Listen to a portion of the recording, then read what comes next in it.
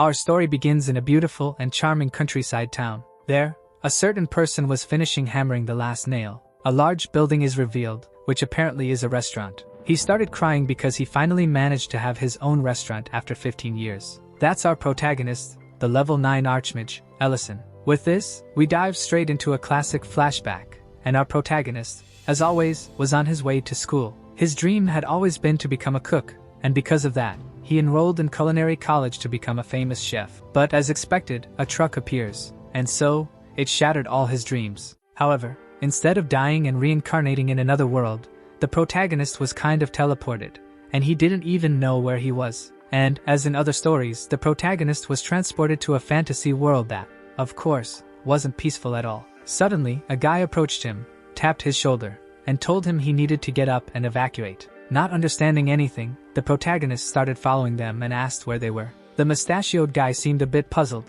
asking if he was an outsider. However, setting that aside, he explained they were in the city of Grake, on the outskirts of the Laverne Empire, and all that destruction was caused by red dragons. But the protagonist barely heard anything after the mention of dragons. He was utterly confused. But as they say, humans are adaptable creatures. Thus, he had to find a way to accept the situation. Looking on the bright side, at least he didn't die and got a second chance. The good thing was he wouldn't have to take college entrance exams or join the army after graduation. A person on horseback caught everyone's attention, announcing that the emperor had issued a decree. He explained that the fate of the nation was at stake, with mercenaries fleeing and knights falling. The emperor then delivered a motivational speech, saying everyone present should rise to rebuild the country, fighting for the knights and the emperor. But to the protagonist's bad luck, he had been brought into a war involving dragons, and on top of that, they didn't have enough military forces. Thus, the recruitment system began, and a bald person asked if he was a relative of a knight, a high-ranking officer, or a member of the Templar Knights. But at that point, the protagonist had already lost all sense of reality, didn't believe anything anymore, and yet he was accepted. From that moment on, his life became a living hell. They would wake up before dawn and perform absurd exercises. But at least the protagonist had an advantage. He had great magical potential and, because of that, would be assigned to the magic corps. Even so, magic or not, he still needed to eat, and the food there wasn't exactly great. In fact, it was downright terrible. The potatoes there tasted like cardboard and didn't even have salt. Yet, unlike the protagonist, the people around were praising the food, which, of course, for a culinary student, was very strange, making him question if the people there didn't have taste buds. But looking at it from another perspective, he realized his restaurant would be a huge success if he opened one. That's when the protagonist set his goal, as the only thing left from his previous world was his dream, and for that he trained. Besides, the dragon was just another monster. If the protagonist worked hard, he would be discharged quickly.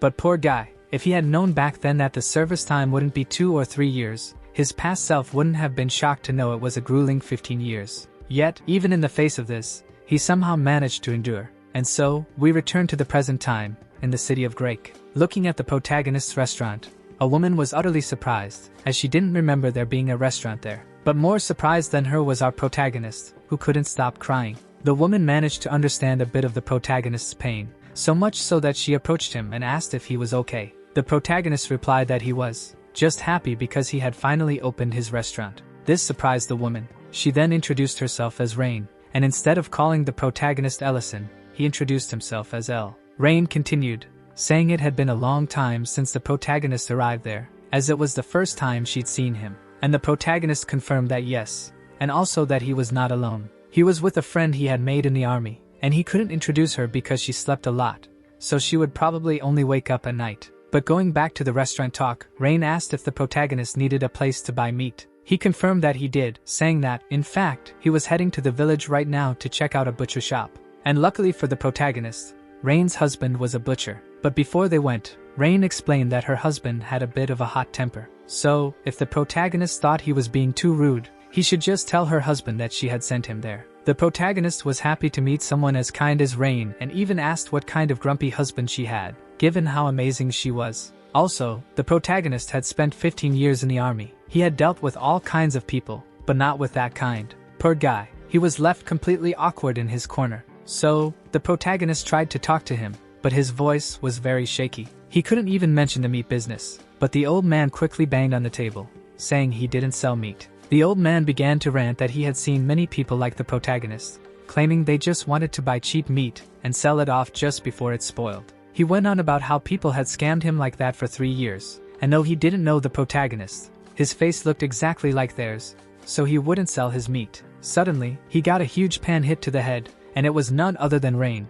declaring he shouldn't act that way. Otherwise, they would keep losing customers, and she apologized to the protagonist for her husband's behavior. She then asked if the protagonist was looking for Bellerin meat, which he confirmed, but the old man wasn't very keen on selling it. However, a couple's argument broke out, and meanwhile, the protagonist was caught in the crossfire, thinking he just wanted to go home. In the end, as we already know, the old man lost the argument and went to work, while Rain once again apologized to the protagonist. She commented that he acted that way because he also used to run a restaurant but turned grumpy after being betrayed by his friend. Rain noticed he had also been recruited before, but just hearing the words recruitment and mercenary in the same sentence made him start crying. At that moment, the old man returned, asking the protagonist to show his skills. But the meat in the bag wasn't the one he had asked for, yet the old man teased him, saying he should make something good with it, because he couldn't just give away the precious Bellerin meat. But with that, his wife was dying to hit him again. What the old man was proposing, in short,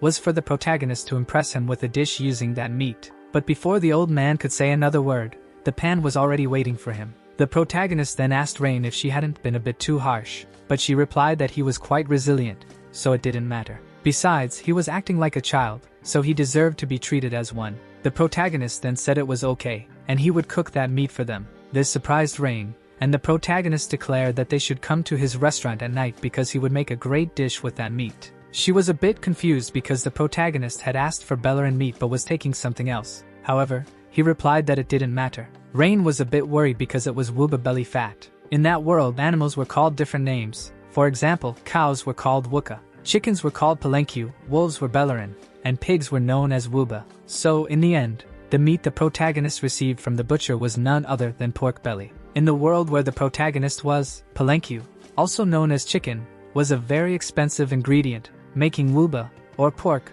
the more economical meat option. And the cheapest cut was pork belly, but the people of that world didn't like pork belly much. That said, the recipe the protagonist was going to make was simple: grilled pork. Now, returning to Rain's perspective and her grumpy husband. The old man was asking what he had done wrong, and Rain questioned since when he came up with the principle of only supplying meat to approved restaurants. Moreover, in her eyes, the protagonist seemed like an honest and kind person, and they were simply helping out a new neighbor. However, the old man still didn't believe it. After all, they had only known him for a day, but Rain pointed out that if anyone had a terrible eye for judging character, it was him, as he was always falling for scams. The whole idea of testing his culinary skills was just an excuse. What the old man really wanted to assess was the protagonist's sense of responsibility. But the old man didn't want to admit that, and remarked that he had a very refined palate. If the protagonist's culinary skills weren't up to the standard of his meat, he wouldn't sell to him. After this, we are taken to another time, more specifically during the war.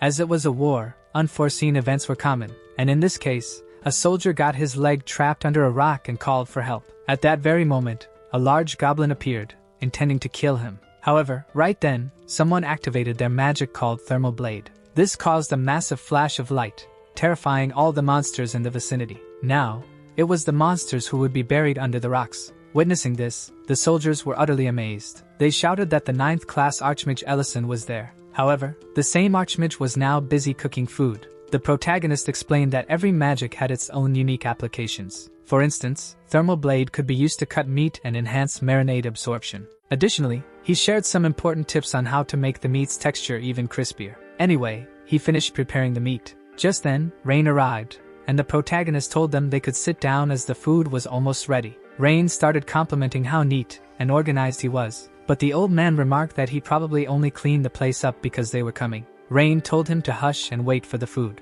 She then picked up the pan and carried it with her. Back to the protagonist's side, he began a tutorial. Once the griddle was slightly heated, a bit of oil needed to be added. Since pork belly is fatty, you only need enough oil to prevent it from sticking to the pan. When placing the meat, start with the skin side down.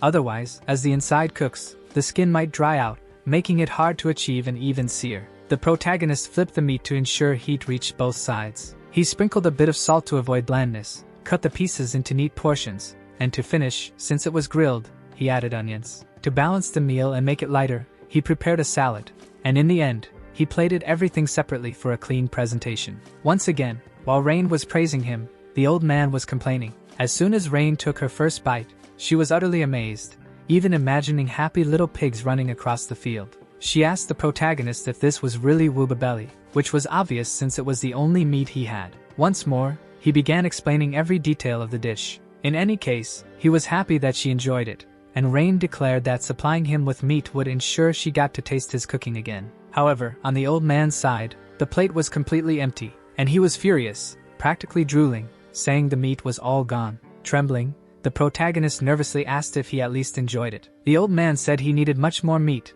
but once again, he was smacked with a pan. Rain declared that if he wanted more, he should ask politely, not like a starving ogre. After clearing his throat, the old man admitted that the protagonist had passed his test. To be honest, among all the Wooba dishes he had eaten so far, this was the best. He then assured him that he only needed to specify the type of meat he wanted, and the old man himself would supply the best meat in the Laverne Empire. At last, the protagonist secured his meat supplier. He could consider his first day in business a success. But unlike the protagonist, who was doing everything to chase success, his friend was just waking up in the late afternoon, and she only woke up because of the smell. And so, we have a 1-week time skip. Since the protagonist announced his restaurant, people have been captivated by his Wooba belly dish, and he was happy that the business was doing well. Customers leaving the restaurant always praised the dishes. As he was cooking a lot, the condiments and spices eventually ran out. In the world where the protagonist was, these were extremely expensive and rare, and as such, not everyone could use them freely.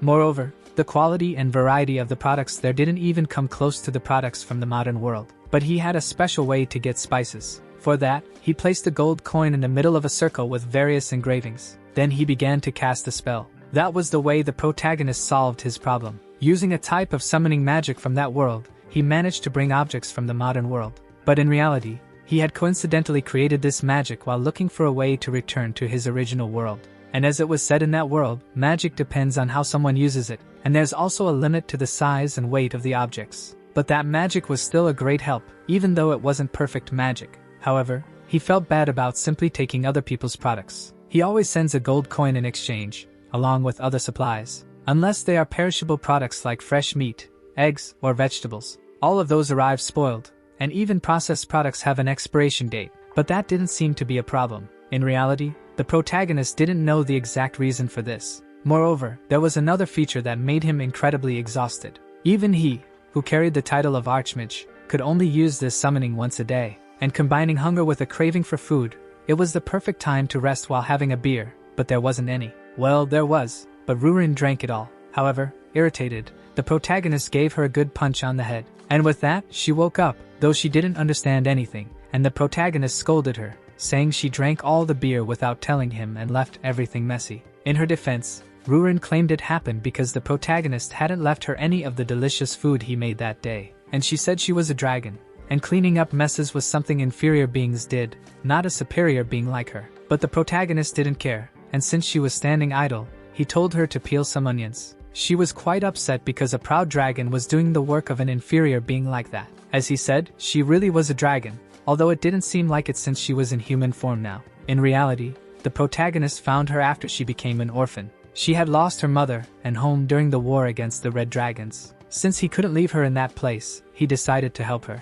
And so, they had been together ever since. However, even though she had lived for hundreds of years, she was still very young for a dragon, which made her immature. Trying to motivate her, the protagonist declared that if she finished chopping all those onions, he would reward her with a nice hamburger. But at that moment, someone arrived at the restaurant, and it was none other than the butcher, whose name we now learn is Noel. I'll keep calling him the butcher for simplicity. He asked the protagonist to bring beer and some snacks. That was a bit of a problem since all the beer was gone, so he found another solution. It was sake, and of course, he changed the bottle to avoid suspicion. Then he served the butcher. At first glance, the butcher thought the drink the protagonist brought was strange because it looked like water. The protagonist just told him to taste it before complaining about anything. In reality, that wasn't sake, it was soju. The butcher was a bit worried because the smell was quite unusual. But even so, he didn't refuse. He took the first sip and ate the food. He replied that it wasn't as bad as he thought. It was bitter at first, but the sweet aftertaste harmonized well with the meat.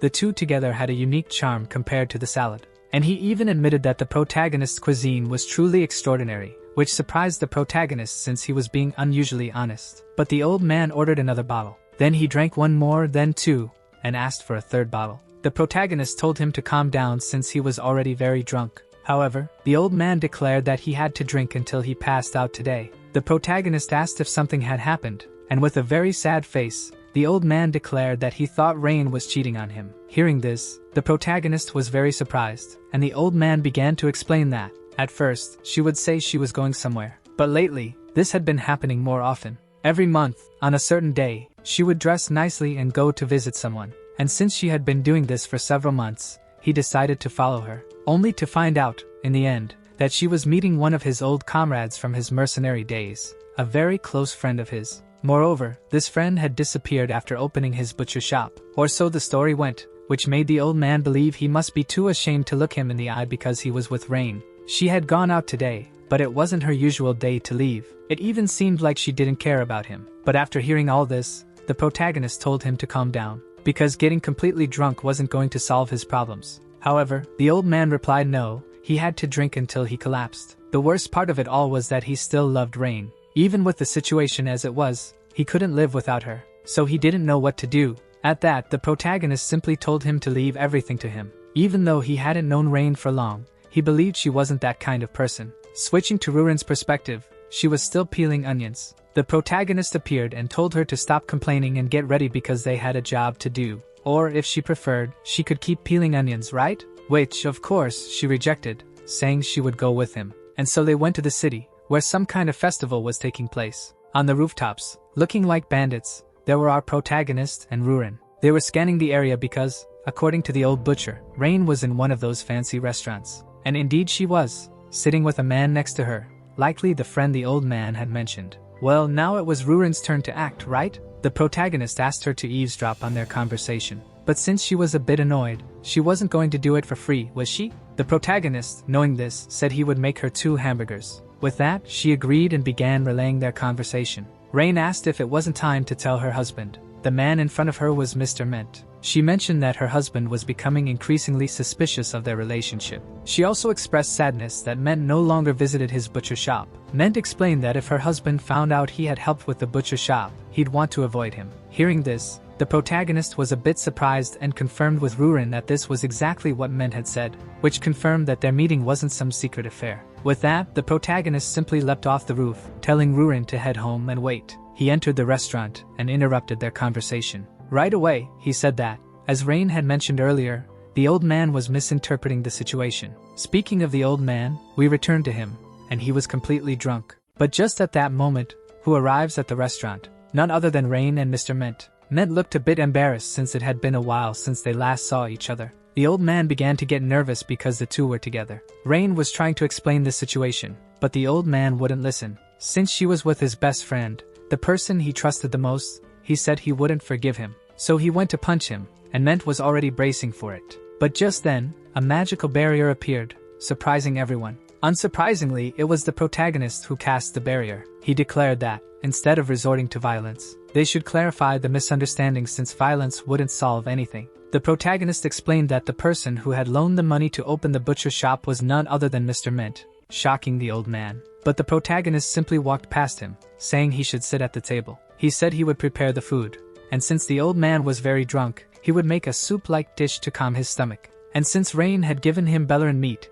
he decided to make a shabu-shabu. It's a very interesting dish, a hot pot with meat, vegetables, mushrooms, and other ingredients. And once again, the protagonist started explaining the tutorial for making this dish. But skipping all his explanation, the dish was ready and looked beautiful. He hoped the argument had also come to an end. Meanwhile, on the argument's side, the old man was asking if what the protagonist had said was true. Rain confirmed that it was and mentioned that after they lost everything because they were deceived. It was Mint who lent almost his entire life savings to fund their butcher shop. Now that the shop could at least sustain itself, she met with him every month to repay the debt. However, the old man wasn't buying the story. According to what he had been told, the money came from a lord's castle, returned after they caught the scammer. But Mint explained that the old man probably wouldn't have accepted the money if he had known the truth. With that, Mint also apologized for not congratulating them when they opened the butcher shop. In reality, he didn't have much of a choice, because if the truth ever came out, it would look like he had deceived them. However, he didn't know the situation would worsen so much. Just as the old man was about to start ranting, the protagonist interrupted their conversation. He said that dinner was ready. A bit embarrassed, he apologized and explained that the vegetables couldn't cook for too long, and that's why he interrupted the conversation. Besides, wouldn't it be better to talk while eating? Ment asked why the meat was so thin, and the protagonist explained that he had sliced it that way, since it's a dish where the meat is cooked in the soup and eaten directly. So Ment followed the protagonist's example. He dipped the meat into the broth, put everything on a fork, and took a bite. Apparently, he really enjoyed the dish and told the old man to try it too. The moment the old man tasted the broth, he was completely surprised. Then Ment asked if he remembered the Battle of Purin. On that day, the old man had taken a stab wound to protect him, and because of that, Ment remembered it very well. And another thing, they ran out of food supplies because the battle lasted longer than expected, and the only things to eat were potatoes and water. That's when Ment caught a wild Bellerin. But he ended up fainting beside the old man because he had only managed to catch one and lost a lot of blood. The soup they made with the Bellerin meat was weak, and the smell was terrible. However, somehow, that meal was better than anything else they'd had, and the old man agreed with Ment. Ment continued, saying that as the old man had asked earlier why he had helped them, it was simple. He didn't need to retire, and he didn't have other plans, because nothing was more important than helping them. That's when the old man started crying while apologizing. Seeing this, the protagonist and Ment were very happy. Thus, the argument and misunderstanding were resolved. Of course, only for them, because the protagonist was in big trouble. Rurin was declaring that the protagonist had broken his promise to the dragon, as she was absolute. The protagonist replied that it wasn't such a big deal. It was still early, so he could still make the hamburgers. But Rurin didn't accept that as an answer and started ranting. At that moment, Ment stepped in and covered Rurin's mouth to make her stop talking. The protagonist commented that he hoped Ment had enjoyed the meal, and Ment replied that it was really good, but he had come there for another reason. He revealed that a group of mercenaries had recently been assigned a mission to escort a very important person, and they wanted to have a kind of farewell dinner before their departure. So, if it wasn't too much trouble, he would like that dinner to be held at the protagonist's restaurant, which, of course, was quite surprising. But since an important group would be coming to the restaurant, the protagonist thought he'd get the best meat and went looking for palenque. For those who don't know, that's chicken. However, the butcher didn't have that meat. As the protagonist himself had said, it was very rare. However, the protagonist felt a bit disappointed, as the old man had promised to provide him with any meat he wanted. But according to the old man, palenque was a different case altogether. Speaking of which, he had heard rumors that some had recently appeared in the Limon forest. So the protagonist headed there, but the palenque was a monster resembling a chicken. And since the protagonist was in another world, they were completely different, constantly changing their habitat, making them hard to find. To make things worse, they ran extremely fast when chased, which made catching them incredibly difficult and increasingly infuriated the protagonist. At one point, the thought of burning down the entire forest even crossed his mind.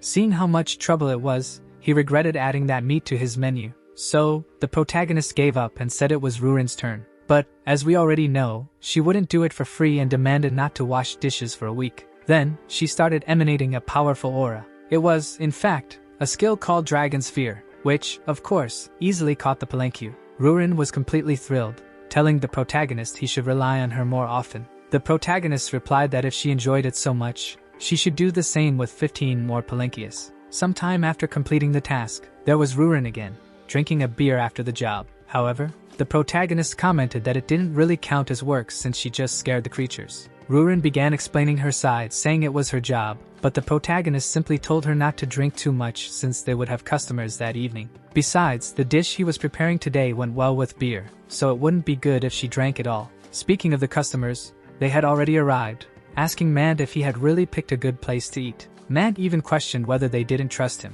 but the junior mercenary, Miltine, said he trusted him and was sure the dish would be delicious. Just then, the protagonist arrived, interrupting their conversation. Mand apologized, saying they were laughing and making too much noise. But as the protagonist replied, since it was a celebration, it couldn't be quiet. At that, Mand introduced Miltine to the protagonist. Miltine started praising him, saying Mand had spoken highly of the restaurant. The protagonist commented that he hoped to meet their expectations. Then, the protagonist placed the dish on the table, surprising everyone. Before they could say anything, he explained that the meat was palenque, which, of course, shocked Miltine because, as mentioned several times before, it was very rare. Although, it seemed the protagonist didn't quite realize that. As soon as the three of them took their first bites, they were astonished. One was praising the dish, another was speechless, and the third couldn't comment because his mouth was full. This sparked an argument about not eating it all and saving some for others. Since there were many customers, the protagonist asked Rurin for help.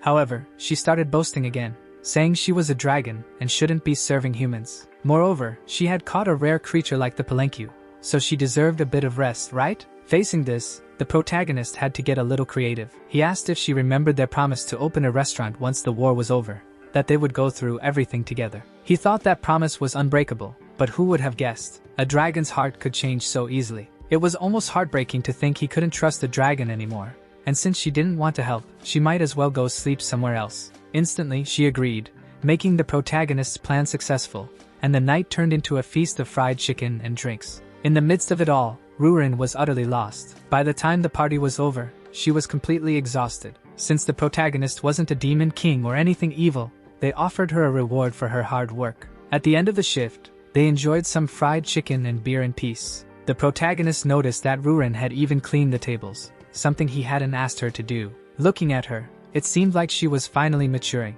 She responded simply, saying it was because this was a restaurant, their restaurant. Deep down, the protagonist felt quite emotional about it, but he took the opportunity to appreciate the moment, asking if he could cancel the bet about hunting palenque in exchange for washing dishes for a week. But setting that aside, another customer was arriving, and Rurin apparently noticed them but hid behind the protagonist. When the protagonist asked what was going on, a voice declared that it was unpleasant, that human cities were always so unpleasant to visit, and seeing him, the protagonist commented that it had been a long time. That person was, in fact, the ancient black dragon, Metadana. The protagonist immediately stood up and asked why he had come there, but the old man wasn't interested in talking to the protagonist. He declared to Rurin that she was living in a very small place for a dragon, asking why she was hiding behind the protagonist, to which she responded that it was nothing. But seeing that the old man was talking to Rurin, the protagonist asked if he had come to take her back, because, as far as he remembered, no one could go against his care for Rurin,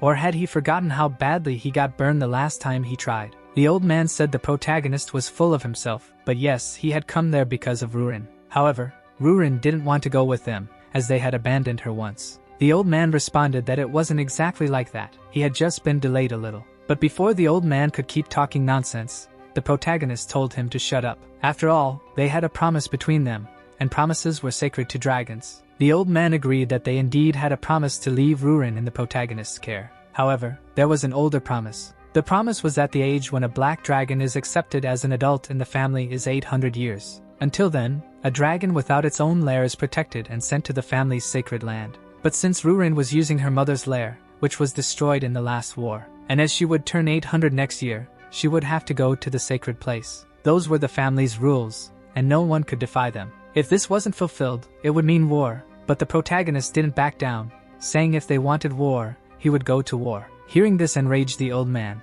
and the protagonist simply declared that if he wanted war so badly, he could come at him. However, hearing this didn't sit well with the old man. He started saying that the protagonist might have eaten a dragon's heart, but that didn't guarantee he could win a war against their race. Seeing this, Rurin declared it was fine, she would go with them, because they shouldn't start a war. But the protagonist wasn't talking about that, he was talking about the dragon's lair. This caught both the old man and Rurin off guard, and the protagonist continued, saying they still had an entire year, so they just needed to finish building the lair within that time, and by then, they should have gathered enough treasures, so they could start now. Seeing this, even the old man turned pale and practically lost his composure. He commented that if the protagonist did that, it was possible, but since it was settled, he would return in a year. And so, the protagonist began building a dragon's lair, which, as the name suggests, is literally a cave where a dragon lives. Of course, it must have a magnificent interior and dazzling treasures, symbols of a dragon's lair. Because of this,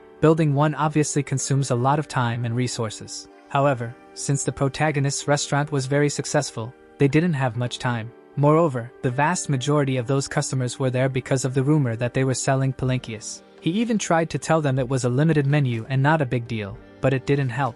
If things continued like this, the protagonist wouldn't die from war but from overwork, so he needed to find a way to reduce the number of customers. Sometime later, in another location, the butcher was utterly shocked, and the reason was that there were several palenques perched in the trees. He asked the protagonist what the hell that was. The protagonist declared it was simple, he would supply the butcher with palenques. This way, his shop would be the only one in the empire selling them, and as a result, he would attract many customers. But the butcher wasn't too convinced, saying the difficulty wasn't finding Palanquias but catching them. However, the protagonist told him to relax since Man's group had already caught one. And because the protagonist was offering the Palanque, the profit would be split 50-50, or, for close friends, 50% each. Still, the old man wasn't fully convinced and even asked if the protagonist was trying to trick him. However, the protagonist assured him that half was more than fair. Besides, he wouldn't supply it in large quantities, so either way, it wouldn't generate much profit for them. That's why he suggested using the popularity of the Palanque to promote other meats. After all that talk,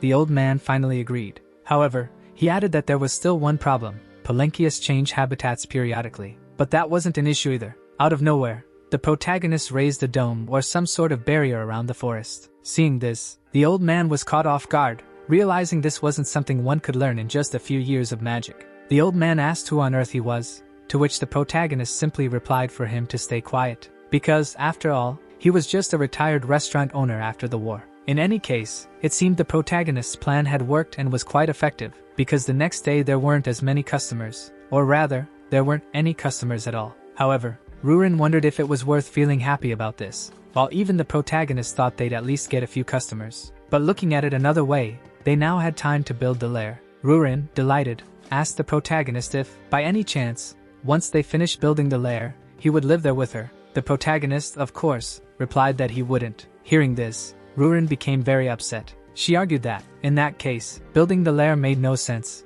so they should just declare war on the Black Dragon family instead. But the protagonist told her to calm down because the lair would be nearby. And it really was, literally on the hill where the restaurant stood. Since the restaurant was on the outskirts of the city, the entire hill was the protagonist's property. However, as they were going to dig into that hill, they needed to stabilize the interior with a barrier while continuing the excavation. Otherwise, the restaurant would obviously collapse, and Rurin, all excited, declared they should start digging immediately. But the protagonist said no. He told her he was returning to the restaurant. After all, the restaurant couldn't be left unattended for long. This completely deflated Rurin. Back at the restaurant, the protagonist was enjoying some peace, as it had been a while since he had some free time. But just then, a customer arrived, and he appeared to be some sort of noble, judging by his fine clothes. The boy asked if that restaurant was the famous one he had heard about. The protagonist replied that it was a restaurant, but whether it was famous or not, he didn't know. When the boy mentioned the Palanque, the protagonist understood which part of the fame he was referring to. However, the protagonist explained that the Palanque was from Mr. No's shop, that is, the old butcher's place, for those unfamiliar. The problem was that the boy couldn't go to the old man's butcher shop, so he asked if the protagonist could make him another dish. And since the protagonist was resourceful, of course, he was going to prepare a new dish for him. Even the protagonist had noticed that the boy seemed to be a noble's child with some issues based on his situation. In any case, the first rule of business is never to discriminate against customers. Besides, the only dish the protagonist could think of to please a child's palate was a hamburger. In fact, he sometimes made them because of Rurin, and for this, the protagonist used sirloin. To summarize the process: chop and shape the meat, season with a bit of salt, and fry it alongside butter-toasted bread. Then, place the hamburger on top of some greens, cover it with a demi-glace garlic sauce, and finally add a fried egg on top. It's delicious. And so, the hamburger, loved even by a dragon, was ready. But since the hamburger was something from another place, the boy didn't know what it was and asked if it was some kind of sandwich. The protagonist replied that it was similar. As the boy was about to take his first bite, a butler arrived, calling for the boy and asking what he was doing in a place like that. It seemed the boy was running away from those people since he was utterly shocked. The butler didn't hold back his words, saying that eating food from a place like that would make him sick. Faced with this, the protagonist had no choice but to step in because the butler had crossed the line. The butler continued, saying he didn't know how the protagonist had prepared that meal. However, there was one thing he needed to know. That boy was the son of the Baron of the city of Grake. His name was Diran Grake, but the protagonist didn't care if he was a baron or a count. In the end, he was his customer, so what was the problem with that? This led to an argument between the two, and Diran asked them to stop fighting. Not knowing how much the hamburger had cost, Diran offered a gold coin since he couldn't eat it. And so, Diran simply left, looking quite downcast. The protagonist was a little disappointed since he had made the hamburger, and the boy didn't even get to eat it. Some time later, none other than Rurin arrived, complaining that it was now the protagonist's turn to dig the hole. She had been digging until now, and her hands hurt. The protagonist told her to calm down and that he would do it tomorrow. But the most important thing now was that they had somewhere to go, so the protagonist needed her teleportation. Once again, Rurin said she'd only do it for payment. The protagonist replied that he'd make her something to eat when they got back. In reality, he was doing this because he'd been paid, and the place they needed to go was the Baron's castle. There, Dairan was still looking quite downcast. At that moment, someone appeared. The protagonist immediately said that Dairan had forgotten his meal earlier, and since he hadn't been able to try it, the protagonist had brought it for him. But before that, the protagonist had reheated the food because no one wants to eat cold food. It seemed Dairan was starving, even drooling, but just then, someone called out to him, asking if someone else was there with him. Given the noise, terrified, Dairan asked the protagonist what they should do now. The protagonist said it was obvious. He should say it was nothing. He was the heir to the lord and a baron, so they couldn't refuse his order. Therefore, he just needed a bit of confidence. But Dairan had never done that before, and every time he tried, they always ignored him. Meanwhile, the person at the door was knocking even louder, and the first to get angry was Rurin. She shouted that it was nothing and that they should leave. This surprised Dairan because she was using his voice. But in the end, the person at the door obeyed the order. This left Dairan astonished, and the protagonist explained to him that he needed to establish his authority on his own. But suddenly, the protagonist was interrupted as Dairan dropped to his knees before him, asking the protagonist to be his teacher. To understand a bit more about Dairan, we need to revisit his story. First, his mother passed away giving birth to him, and his father remarried soon after. Because of this, he spent most of his time with his stepmother. But she was quite strict with him, always telling him what he shouldn't do or what would never work.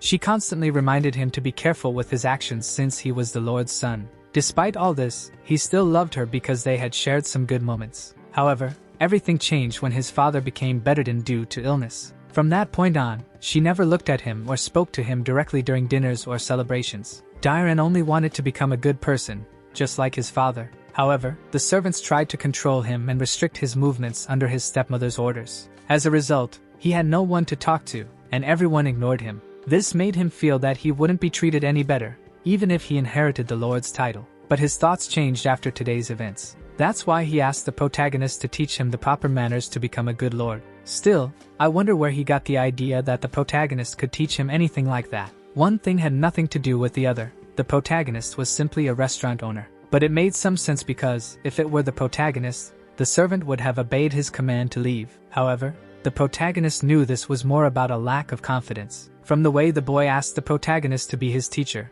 it seemed like he was purposefully suppressing his energetic and lively personality. So, the protagonist gave him a simple piece of advice: look people in the eye when talking to them. Since he said he wanted to become a good lord, that position comes with responsibilities. Therefore, he should be able to take responsibility for every word that comes out of his mouth. The protagonist didn't mean he shouldn't listen to others. Rather, he should make sure to analyze the words before making a decision he believed in. And if the decision favored him, he should accept it. But if it didn't, he needed to take responsibility for it. Perhaps that was the step-by-step guide to becoming a good lord. In any case, the protagonist had to leave because his restaurant was unattended. He even did a little self-promotion to Dairan, telling him to return if he liked the hamburger. With the protagonist's words on his mind, Dairan ate and realized it really was good. But once again, he somewhat misunderstood the protagonist's words and thought that, to become a good lord, it meant being someone who makes an effort to ensure everyone can enjoy such delicious food. Back at the restaurant,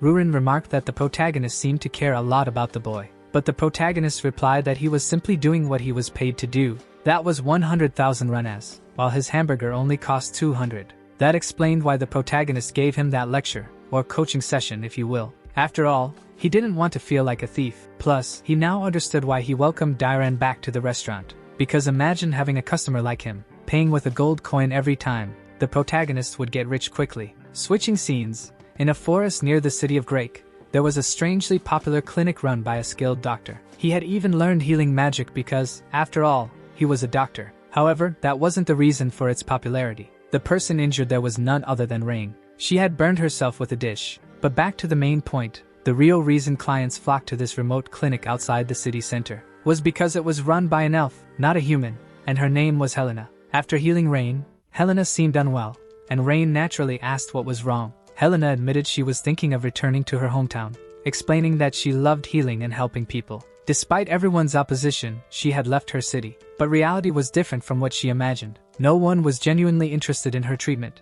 They just wanted to meet her at any cost. Instead of seeing her as a doctor, people viewed her in a different light. For example, some time ago, a woman became extremely angry, accusing her of seducing her husband, and slapped her for no reason. Helena didn't understand why, as all she wanted to do was heal people because she enjoyed it. However, due to this situation, staying there was becoming increasingly difficult. Hearing this, Rain asked if, by any chance, Helena didn't like her. Helena replied, of course not, she had nothing against her. So, Rain asked if having more things she liked would make her stay. Helena hesitated, and Rain continued using her husband as an example. There were many things she didn't like about him, like his snoring and naivety, but there was something she did like about him. The fact that he was reliable, cared only for her, and worked hard at everything he did. And as Helena herself had said, she enjoyed treating people, right? Helena agreed. Rain then suggested she visit a restaurant on the hill that night. Helena quickly understood the restaurant was related to their conversation, but Rain explained that this was the first step to increasing the reasons for her to stay there,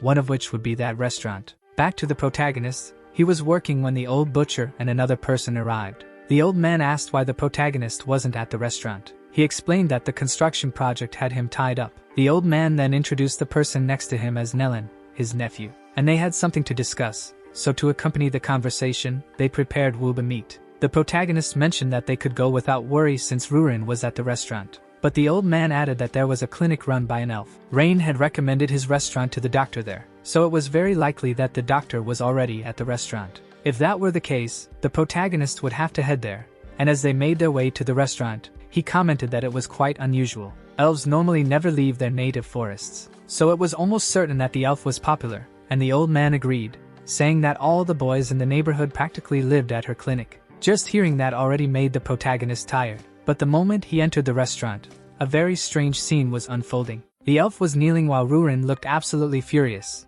and the elf was apologizing profusely to Rurin. However, Rurin declared that she was polite and would forgive her if she spent the rest of her life as her subordinate. Seeing this, the protagonist didn't understand anything, and when the elf noticed him, she returned to being completely normal, saying they had finally gained another subordinate. Of course, the protagonist scolded her because she was arguing with one of his customers. To understand what happened, we need to go back a little. It all started when Rurin was relaxing. Helena arrived, asking if that was Alyssan's restaurant. Rurin replied that it was, but he wasn't there at the moment. Rurin quickly noticed that she was an elf and also noted how beautiful she was. The elf thanked her and said that Rurin was also beautiful, though she seemed much younger. That's when Rurin began to fume, saying, "Younger? Are you saying I'm young? I may be young for my race, but I'm still older than you. How dare you say that to my face?" At that moment, Helena began kneeling and apologizing, and that's precisely when the protagonist arrived, witnessing the whole scene. After giving Rurin a piece of his mind,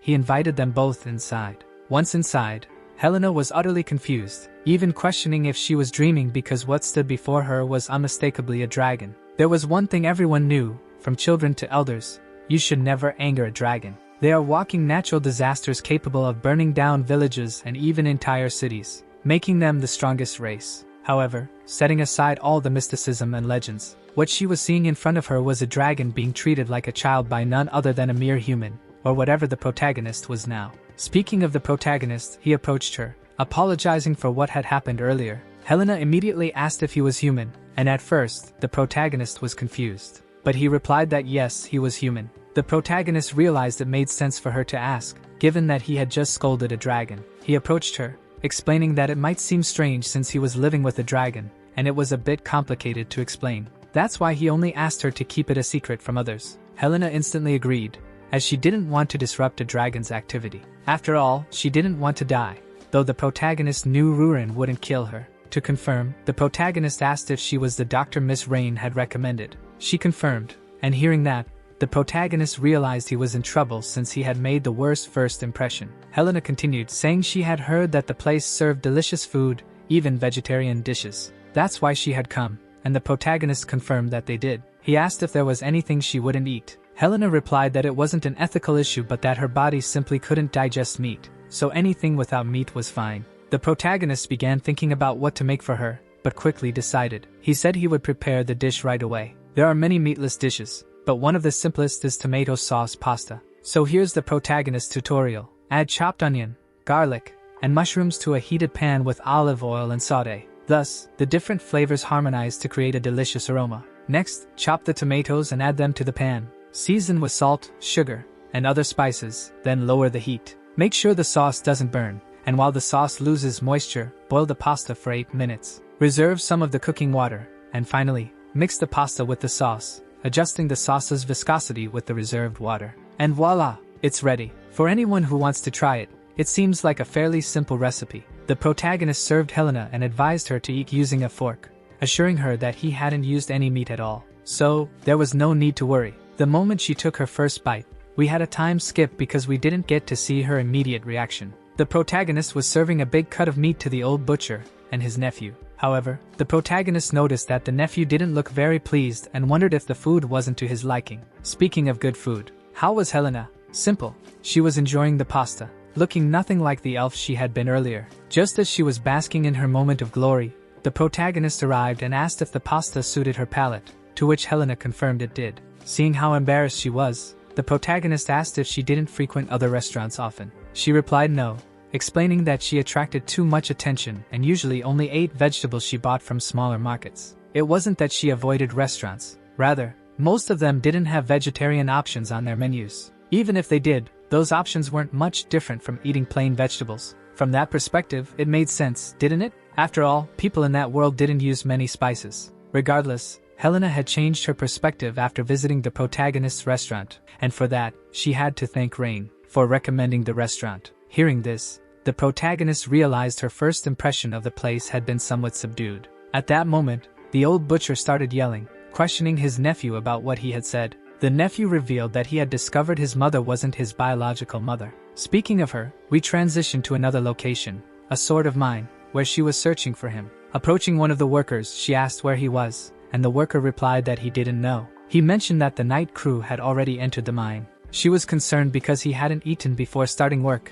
and asked the worker if she could deliver his food and return afterward. The worker agreed. Back at the restaurant, the old man was asking where on earth his nephew had heard such a thing. The nephew replied that it didn't matter right now because he had been deceived for 20 years. While this argument was unfolding, the protagonist and Helena were silently listening to everything. The old man began lecturing him, saying that the woman, who was his mother, had worked day and night to ensure he was well fed, even after his father died early while working as a mercenary. That was quite an achievement, even if she wasn't his biological mother. She was smart enough to understand everything on her own, and he knew he was wrong. Still, he had been so upset that when she came to deliver his lunch earlier, he told her he didn't need it. He didn't call her Mom, but rather, Woman. If I were in the old man's shoes, I would have done the same, because that's not something you should say to the woman who raised you. After all, a mother is the one who raises you. Seeing this, the protagonist was already thinking about stepping in, before things escalated further. At that moment, Rain arrived with bad news.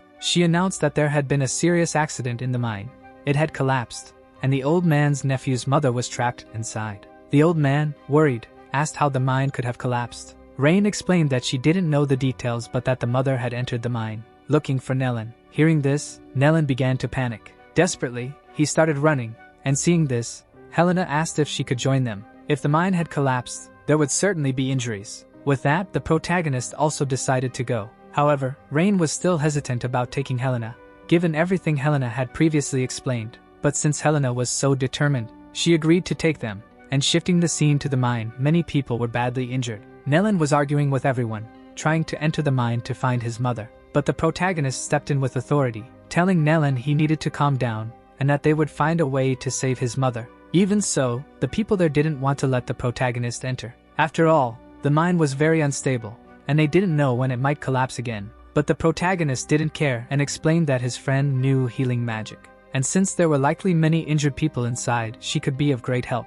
There were many people inside who couldn't move, and with great reluctance, the man allowed them to enter. Helena thanked the protagonist, but she still pointed out that it was extremely dangerous. They were currently on the first floor of the mine. It was indeed unstable, but luckily, the protagonist was a mage and could protect them. Of course, Helena was surprised to learn the protagonist was a mage. He explained that yes, he had been very successful in his younger days but had since retired. Speaking of the past, he wanted to know more about her. He asked why she was living in their village, as he had once had an elf companion. So he knew she wasn't running that clinic just because she was an elf. She had probably faced moments where humans treated her poorly, and yet she decided to enter a nearly collapsing mine to save people. He wanted to know if there was a special reason for this, and just as Helena was about to answer, The protagonist commented that they had a decision to make because, unfortunately, their paths split ahead. Since they didn't have time to search both ways, it was time to use some magic tricks, or rather spirits, to see if they could locate survivors. It worked,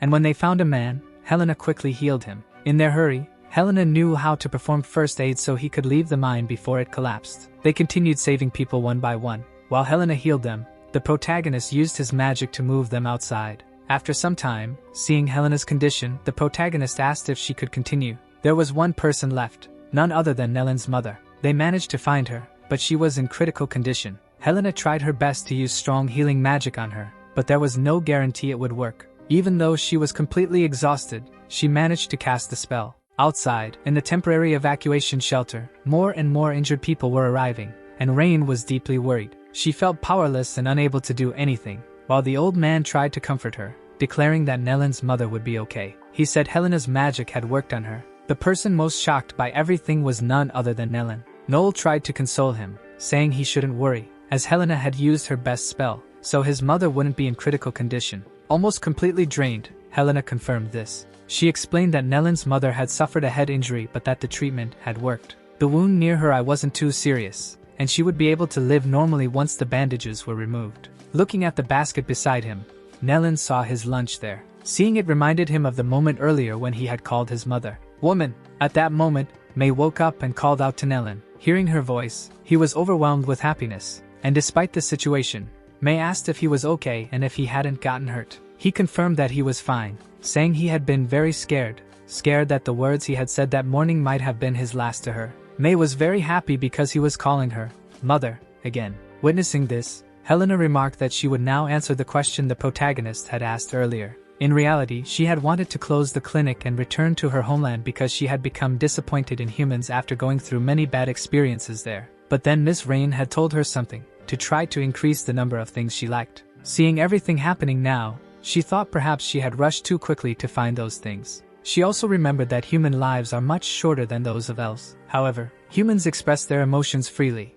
and for that reason, they become disappointed and heartbroken easily. In the end, even elves like her were the same. Ironically, that was one of the reasons she had built her clinic there. She realized there were many things she valued there, making it hard to leave. After all, she enjoyed the honest emotions of humans. And now, she also knew how delicious their food could be. In the end, she had learned a lot, but she was exhausted from using so much magic and started to feel dizzy before collapsing. However, the protagonist caught her, and while she was embarrassed, he was completely clueless about her reaction. Taking advantage of the moment, he used Elven Mana Transfer magic. This surprised her again, and the protagonist explained that he had learned it from his elf friend he had mentioned before. His name was Beaton, and she asked how the protagonist knew him, to which he replied that he used to be a well-known mage. But setting that aside, let's return to the hill beneath the restaurant. There, Rurin was cursing the protagonist because he had left her alone digging holes. Additionally, he had forbidden her from using magic. She was irritated because the protagonist had reprimanded her for trying to recruit a subordinate. Just then, water splashed in her face, or rather, it started gushing from the ground. A while later, the protagonist arrived, already tired, and Rurin explained that water had started coming out of the ground. But the protagonist thought she was just trying to annoy him. Given how irritated and exhausted he was with everything going on, he was skeptical. Later, the protagonist tried digging himself, but he didn't see any water coming out. However, since the ground was damp, there must have been some kind of underground spring nearby. It seemed to be quite deep, so it wasn't visible yet. As the protagonist had mentioned before starting to dig, they needed to cover the ceiling with some kind of barrier to prevent the cave from collapsing. Seeing him invoke all that magic, Rurin remarked that he needed to control his power carefully, or the entire hill might blow up. The protagonist used 8th class magic, but for some reason, he cast flames, which was confusing. After that, he raised the barrier. Honestly, I didn't quite understand what the protagonist was doing here, but the script continued. At that moment, the hole Rurin had dug began gushing water. This wasn't intentional, it happened accidentally. The protagonist realized it was thermal water. Rurin was eager to jump into it, but the protagonist warned her it was too hot. However, his warning came too late. The water splashed onto Rurin, leaving her completely soaked. The protagonist started scolding her, saying she shouldn't throw herself into things recklessly. He also apologized for not warning her sooner that the water was hot. He then began using a shield to block the water source. In fact, he was doing this to create a safe space to collect clean water. The process was something like this. he would press the ground with the shield, which would naturally adjust the soil to collect clean water. Afterward, he removed the shield, and in the end, he had created a natural bathtub. Then, out of nowhere, he tossed Rurin into it. Naturally, she started yelling that it was too hot, but in reality, it wasn't. The protagonist explained that he had added some cold water beforehand, and so, the two of them enjoyed an ice bath. During this, Rurin expressed her concern for the protagonist. She asked where he had gone earlier, and he explained the entire situation with the mine. But Rurin didn't seem to care about that. She was more worried about the fact that he had gone with the elf. The protagonist said it was necessary since he wasn't very skilled in healing magic. Of course, Rurin's jealousy flared up, and she declared that this must have been why he was so happy. Because while she was digging holes, he had been walking around with a beautiful elf. As the protagonist already knew, her race didn't get along well with elves, and more importantly, she detested everyone except the protagonist. So this was a bit of a low blow for her. Hearing this, the protagonist began preparing something rather unusual, called cocoa. He offered Rurin something she didn't know, and when she tasted it, she found it sweet and delicious. The protagonist explained that it was a fruit called cacao. He also explained the entire process: the cultivation, fermentation, drying, roasting, pressing, and much more, though, of course, he hadn't done all of that himself. He had used his summoning magic. The protagonist then began saying that, despite having very powerful abilities, he wasn't able to save a single injured person in the tunnels without Miss Elf's help, nor could he get simple ingredients for the restaurant without the old man's help. Even though he had used magic to clear the large space for the dragon's lair, one day, he would still need to ask the dwarves to build it properly. The point the protagonist wanted to make was that while different races, abilities, and personalities might exist, that shouldn't be a reason to push others away. After all, even a dragon can't face the world alone. Hearing this, Rurin understood. But even so, she said she would treat the protagonist differently from others because he was special to her. After that, another scene was shown, specifically a battlefield. Ment was with his group, and the battle was intense. They were near a type of hill, and noticing Miltine was too far from the group, Ment yelled at him to fall back since he was too far out. At that moment, someone tried to attack Ment from behind, but the old man was skilled in combat and quickly disarmed the attacker. He even stabbed him. However, the attacker declared he wouldn't go alone and threw himself off the hill while grabbing Ment. From this point, we don't know what happens next, as the story shifts again. Returning to the protagonist, he was closing the restaurant for the day, and Rurin asked why. The protagonist commented that they had been drinking cocoa the other day, but unfortunately, there was no milk. He had been thinking about building a pen to ensure a steady milk supply, but they didn't have any animals. The protagonist told Rurin not to worry because they would find some. The animal they needed was called Berineric. Since the protagonist needed cows for milk, he asked Rurin to teleport them to the Verdant River, but she said she couldn't do that because she had never been there. The last time she tried teleporting without familiarity, she ended up inside Diaron's castle because of his scent. But the protagonist assured her he would guide her, and, since he was so confident, they decided to try, and they succeeded. Look at all the cows. The protagonist was delighted. The only problem was they were falling from the sky, and Rurin was urging the protagonist to do something. The protagonist asked why she was panicking. She was a dragon, so she could transform and use her wings. Rurin, however, declared that she would never transform into her dragon form. She would rather fall and die. The protagonist asked why she hated her dragon form so much. With a serious expression, she replied that it was none of his business. The protagonist managed to land them safely, but there was still an issue. According to Rurin, the river was incredibly wide. The protagonist corrected her, saying that wasn't a river, it was the sea. Rurin tried to act as if she already knew, claiming she was aware it was the sea, but the protagonist reminded her that she had never seen the ocean before. Since that was the case, he suggested they explore the sea first, and then deal with the cows. Naturally, Rurin agreed. She asked how many cows the protagonist needed, and he said about 10. Rurin immediately proposed another bet. Whoever was slower would have to wash the dishes. The protagonist accepted but forgot that the restaurant was closed, so there would be no dishes to wash. In the end, either of them would win anything. Speaking of the restaurant, his customers were there, starving and pale from hunger. The butcher had been waiting since lunchtime, and the protagonist still hadn't arrived. Diron mentioned that he had even found a way to sneak out of the castle just to come eat. Meanwhile, Helena had skipped breakfast just to have the pasta. At that exact moment, none other than the protagonist finally arrived. The cows seemed quite happy, but it was because of the dragon's mental manipulation. Either way, there were enough of them. Later, the protagonist planned to build a barn for the cows to sleep in, but first, he needed to open the restaurant. The problem was that when he arrived, he saw a disaster in front of the door, and he felt a bit embarrassed about it. Sometime later, everyone was eating heartily, and seeing this, the protagonist asked what would have happened if he hadn't returned that day. Would they have waited until the next day? The old man replied that, in that case, he probably would have had to dig 3 graves next to the restaurant. The old man then asked where the protagonist had gone, and he explained that he had been fetching those cows, saying he wanted to stock up on milk. Hearing this, the old man asked how he planned to manage those Berineric cows since the restaurant was already short on staff. The protagonist responded that it was obvious, he would need to hire more employees. Managing the pasture would require constant supervision, so he couldn't hire just anyone. He would have to schedule job interviews. The old man, slightly intrigued, told the protagonist not to worry about it. After all, elves have the ability to read people's intentions. This skill was important for young Master Detran to differentiate the good from the bad. Additionally, the old man had met many people during his time as a mercenary. Since they had made the protagonist work on his day off, they would help him with the hiring process as a gesture of gratitude. So, he shouldn't worry about the interviews. They assured him they would choose excellent employees for him. The next day, they posted a notice on the city's bulletin board, and interviews for pasture management began. Ruren asked the protagonist if this was all part of a process to recruit useful subordinates. He explained that it was something similar. But anyway,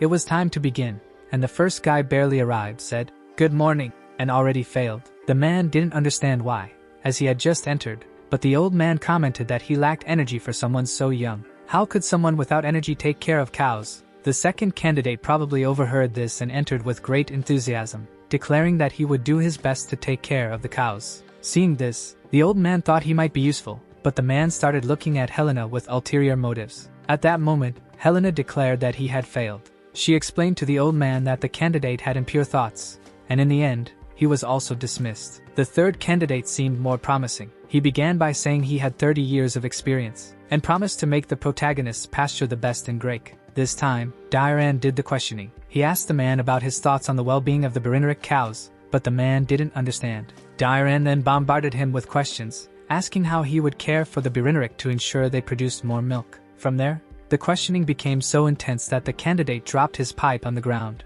Detran was doing all this because he was a baron who cared about the cows as much as his citizens. For that reason, they couldn't be taken lightly. The man eventually left, saying everyone there was crazy. After witnessing these interviews, the protagonist started losing hope. Ruren commented that she hadn't realized how hard it was to find a good subordinate. But from that point on, to summarize, things only went downhill. Candidates barely arrived before being bombarded with failures. For example, one was dismissed simply because of his eyes. Of course, there were other reasons, but they weren't even worth mentioning. Watching all this, the protagonist was practically dying of laughter. The interviews were going so poorly that by the end, there weren't any candidates left. The protagonist sat in a corner, lamenting the missed opportunity. At that moment, another candidate arrived. It was none other than Miltine, who told the protagonist she had seen the job notice and asked if she could start working there. The old butcher asked what she was doing there. For those who didn't know, Miltine was a woman. The old man remembered her being on an escort mission. She explained that Ment had been seriously injured and clarified that they were attacked by bandits during the mission.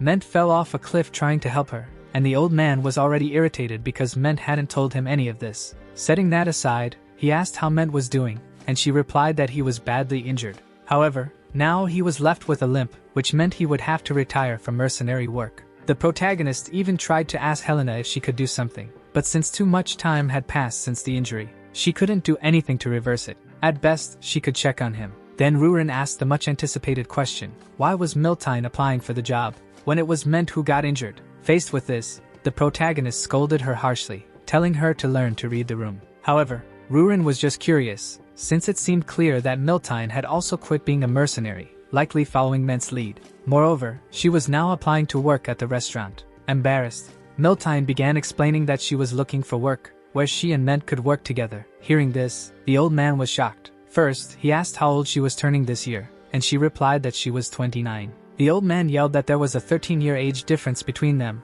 but Miltine defended herself, saying age was just a number. Hearing this, Helena remarked that she didn't understand why they were so alarmed, since, for elves, a 13-year age gap was practically the same age. Even Ruren agreed with her, but for humans, it was a significant difference. Nonetheless, Miltine declared she had already made up her mind. She had stopped being a mercenary, and if they didn't let her work there, she'd starve on the streets. Ruren accepted her, saying she liked her determination and that the age difference truly didn't matter. With that, Miltine was hired. Naturally, the protagonist was happy to have her and Ment working for him. The only issue was that Ment wasn't there, so they didn't have his opinion on the matter. Miltine declared that she would tell him, after they got started and filled the first bottle of milk working there. After all, he was the one who taught her how to handle a sword, from holding it to taking care of her weapons. Of course, working on the pasture would be difficult, but she wanted to learn to be self-sufficient. Afterward, she wanted to show men how things were done there. Hearing this, Helena was deeply moved,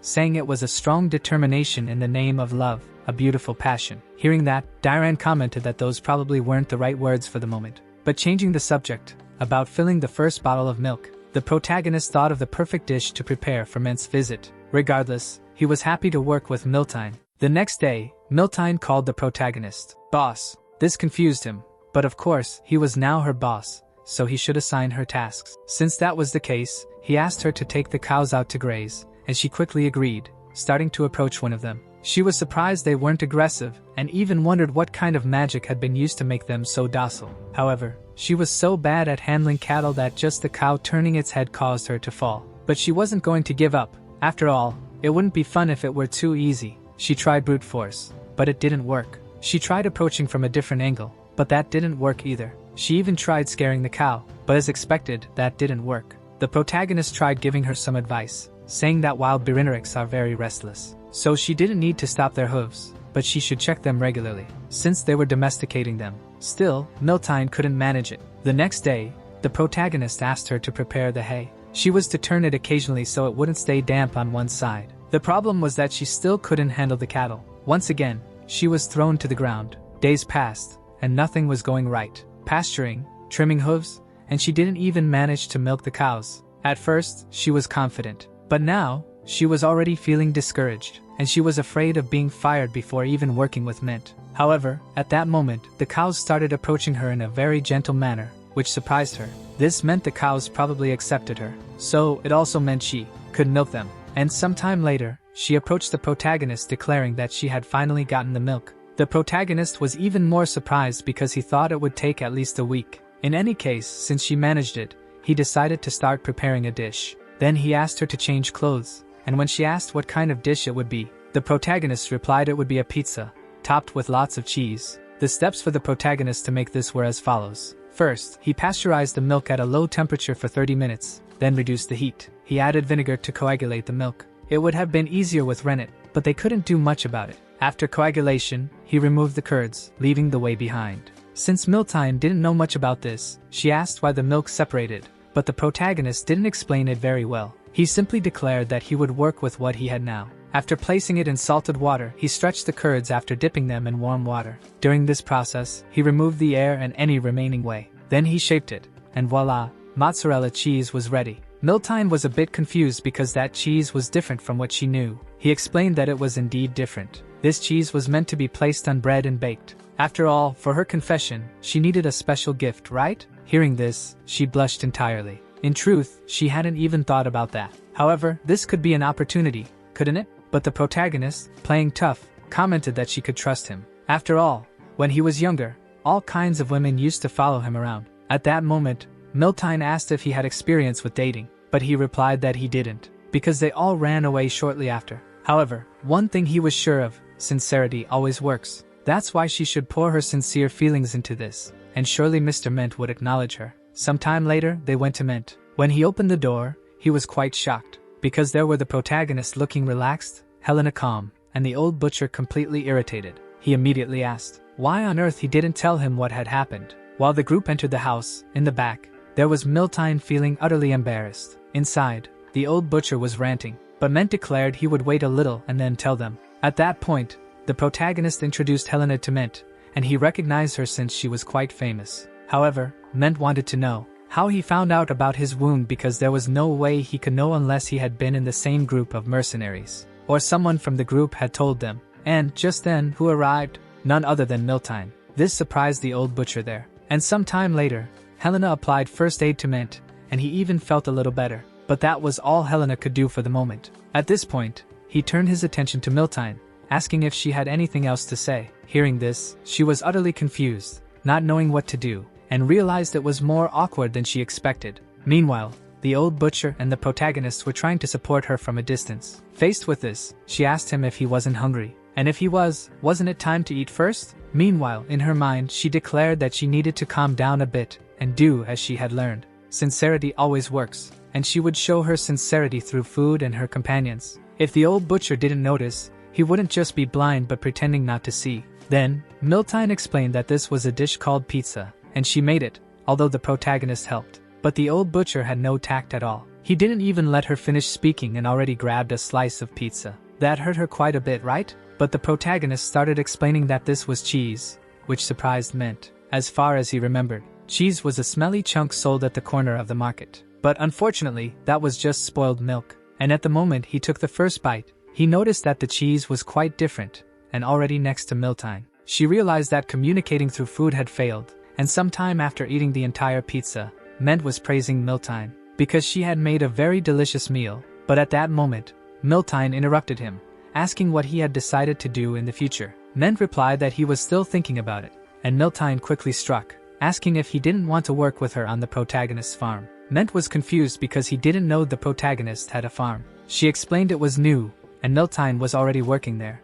This caught Mint by surprise as he wondered about her mercenary work. She responded that she had quit after he left, and when the old butcher asked why, she began to sweat, thinking she needed to show her sincerity, and then she declared, because she wanted to stay by his side in the future. Hearing this, Mint was somewhat confused, but the audience, holding their breath, was completely anxious. At that moment, Mint began to say, "The farm, huh? Then I guess I'll have to put effort into my rehabilitation." Hearing this, Miltine was very happy, which meant he had accepted her feelings. Mint continued, saying, he was glad she was working on the farm because now she would at least have time to find a boyfriend. Then the old butcher began explaining why, saying she probably wouldn't have a relationship working as a mercenary, and now that she was older, she should try meeting some men in the city. He even turned to the protagonist, asking when he should start working, but the protagonist was shocked by the situation. He declared that Mint could start whenever he wanted after rehabilitation, but internally, he was apologizing to Miltine, thinking she would succeed,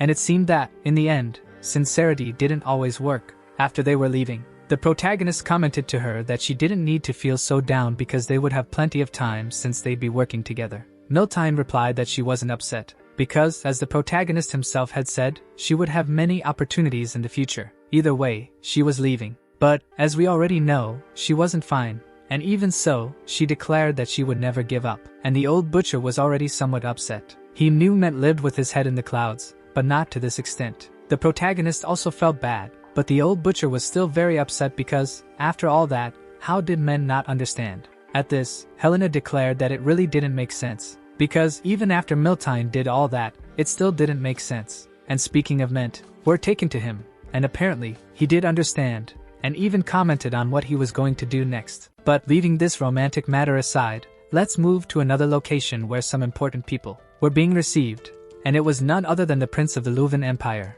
named Leon Herres. He commented that the place was quite peaceful, while the women who saw him were saying how wonderful he was. They were completely smitten with him, and of course, he didn't miss the opportunity to talk to them. A little ahead of him were two people. The first was the Imperial Duke Porgo Tamurin, and the hooded woman was the head of the mages, Medrin, and she remarked that the prince probably wanted those two girls at the castle tonight. The Duke commented that the prince was quite daring but let him have his fun. After all, there was no problem with that. Back at the Duke's house, Diran was preparing to receive these people. He asked where his mother was, and the butler replied that she wasn't feeling well, so in that case, Diran would have to receive them alone, which made sense since his mother was ill. He was the legitimate representative of the city of Grake, and every word he spoke would represent the city. Thus, he should not forget that. As he entered the room, the Duke immediately scolded him, saying he was late, and Prince Leon was already laughing at Diran, but internally, Diran was trying to stay focused, hoping his father would illuminate him with his wisdom,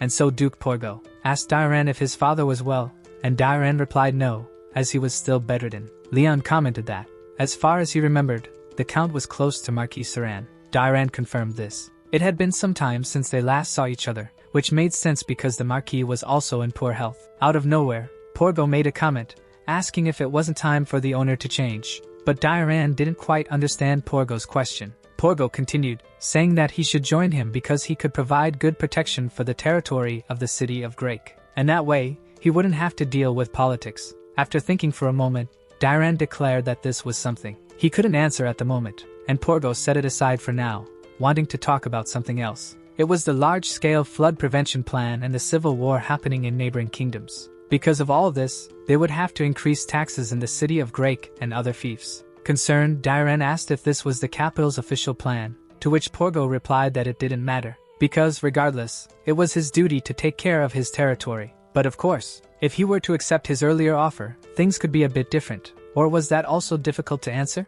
And it was normal for a baron to be pressured with different choices, whether good or bad. He had to make a decision because doing nothing was not an option. But due to all this pressure, Dairan started saying that he would prepare a dinner for them, and at dinner, he would give an answer. At first, Porgo didn't quite understand, but Prince Leon found the idea quite interesting, because he was already looking for things to do until dinner. However, could Dairan satisfy someone who had dined at the royal palace? He confirmed that he could because the city of Grake had an incredible restaurant. Speaking of that restaurant, the protagonist was inviting Miltine to lunch. Today's menu was fried rice, and Rurin, seeing her plate, asked why her portion was smaller than usual. The protagonist replied that he had made enough for her to have seconds. But just at that moment, someone barged in, kicking the door wide open, and it was none other than a knight. However, the protagonist didn't like his attitude. The knight, already unsheathing his sword, asked the protagonist if he was the owner of the restaurant, and he confirmed he was. But he asked the knight to put away his sword. The knight, however, didn't like that much, saying he was following orders and that the protagonist should know his place. The protagonist replied that he knew who they were, and they weren't the best order of knights in the empire. With her mouth full of food, Rurin asked the protagonist if she should handle it, to which he replied yes, because if she did, it would lead to a fight. And when the protagonist asked the knight again to lower his sword, he simply pointed it at the protagonist, saying he didn't understand what was happening there, and that he should kneel, or it would be the last day he saw the sun. At that, the protagonist gave his final warning. He told them to leave the restaurant, or something very bad would happen. But just as the knight was about to strike with his sword, out of nowhere, someone shouted for him to stop, questioning who had asked him to do that. And when the protagonist heard that shout, he recognized a familiar voice. It was none other than the first vice commander of the Knight's Order, Diriant Abra. Apparently, he recognized the protagonist. Abra apologized to the protagonist, saying he had done this because he feared the protagonist would disappear once again, so he sent his knights first. However, he hadn't expected it to go so wrong. The protagonist said it was fine and asked how long it had been since he became the first vice commander. He replied that it had been about 5 years. Speaking in a tone of humility, the protagonist asked him not to act that way. After all, he had left the army a long time ago. Yet Abra still hadn't forgotten that day, when they were losing due to a miscalculation on his part. That was when the protagonist arrived and defeated all the monsters, bringing them victory. The protagonist said it wasn't that glorious. He had only been able to do it because Abra held his position until the end, fighting with his life and those of his subordinates at risk. And to make matters worse, in the end, he even refused an award and asked to be punished instead, which, to Abra, made sense since the honor of a knight is everything. Anyway, during all this time, he had no idea how difficult his wife's daily life was, and after he heard about it, he felt as if he'd been struck on the head, because he had only been thinking about himself and his honor, so much so that he hadn't considered or cared for the person closest to him.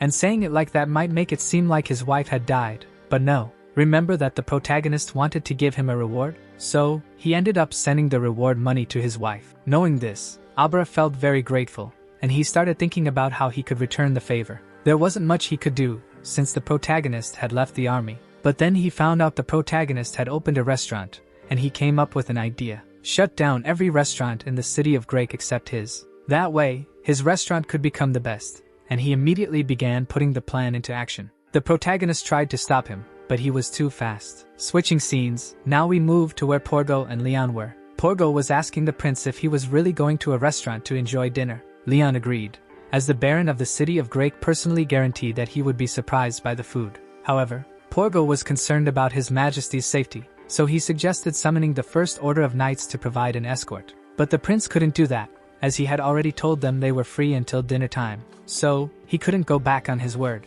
Besides, there was no need to worry with that person nearby. And as he said this, the arrows that were flying toward him stopped midair. And there was the reason he wasn't worried. Medrin was by his side. Porgo asked who was shooting at them, and they were merely demanding the prince be handed over. With that, there was no need to listen to them any further. It was time for Medrin to take action. The bandits, upon seeing her, realized things were about to get ugly, and they quickly attacked her. But I guess they didn't recognize her, and out of nowhere, she raised a series of earth pillars, uprooting trees with their roots intact. After all the destruction Medrin caused, the prince was very happy to have someone like her by his side. After all, she was the most powerful mage in the empire, and with her by his side, even dragons would fear them. Though one of the bandits survived, Prince Leon declared she could forget about him. After all, even if they tried interrogating him, he would just say he couldn't reveal anything or that it was his own decision. So, she did as ordered. Witnessing this, Diran was deeply shocked because the rumors were true. The only 7th class archmage capable of facing an entire army alone. Meanwhile, back with the protagonist, he managed to catch Abra. Abra admitted he had a weakness.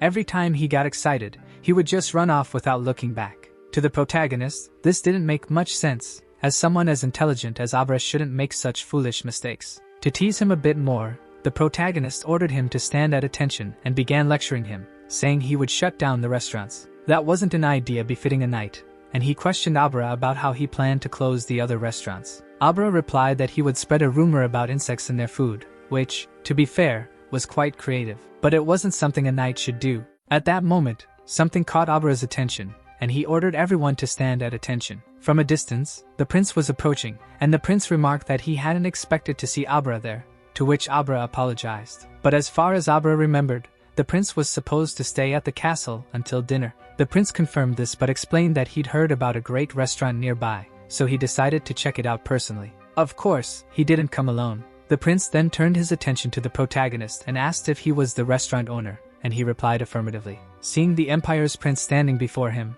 the protagonist understood why the first order of knights was in the city of Grake. Besides, there was that woman behind him, and the prince noticed the protagonist was wearing the ancient imperial mage's attire. The protagonist explained that he had served in the Mage Legion for a while and only wore the uniform for comfort, but he was retired now. Hearing this, the prince was pleased. He declared that if the protagonist had been a mage, then he must know her, his little girl named Medrin. After all, she was a 7th class mage, so if he had been in the Legion, he would certainly recognize her. Since the prince wanted them to meet, he called for her, telling Medrin to come meet her junior. Porgo, seeing the prince's reaction, remarked that he was being overly dramatic. But on Medrin's side, she was breaking out in a cold sweat. Stammering, she said the protagonist's name. Seeing her reaction, Porgo asked if she was all right, because if she was overwhelmed, she could rest. But she replied that she was fine. Approaching the two, she asked for permission to speak. The prince asked her if she knew the protagonist. That question caught her off guard because she had to be very careful.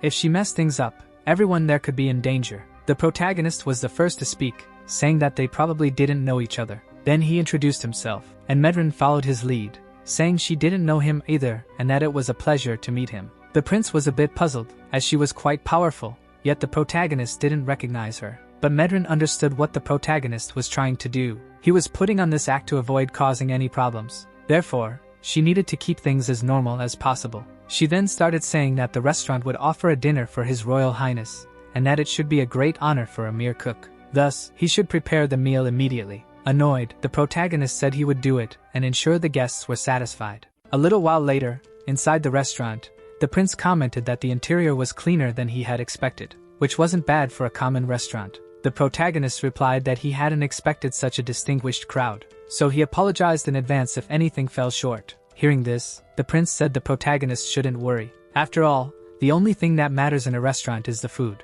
With that, the protagonist asked him a question, as based on what he had mentioned earlier, he had heard that the restaurant served food that would surprise even the crown prince. The prince replied that it was because the representative of the city of Grake had assured him of this with such confidence. For this reason, he was so eager. Hearing this, the protagonist understood the overall situation, which meant his peaceful retirement had been interrupted. And since Diren's father was ill, the city was in an unstable position because they were caught in the middle of a power struggle. And, as Diren was unable to resist the pressure, he had come back to the protagonist for help, all because of that man over there. The protagonist knew that Duke Porgo was among the top 3 in the palace, when it came to lust for power. Speaking of him, the prince remarked that he needed a proper dish for a man. After all, he had a lot of work to do that night. Hearing this, the protagonist declared in his mind that he wouldn't let this go. Turning back to the prince, he commented that he wanted to do something a little different. Or rather, he wanted to make a bet whether the restaurant could truly surprise him with a dish.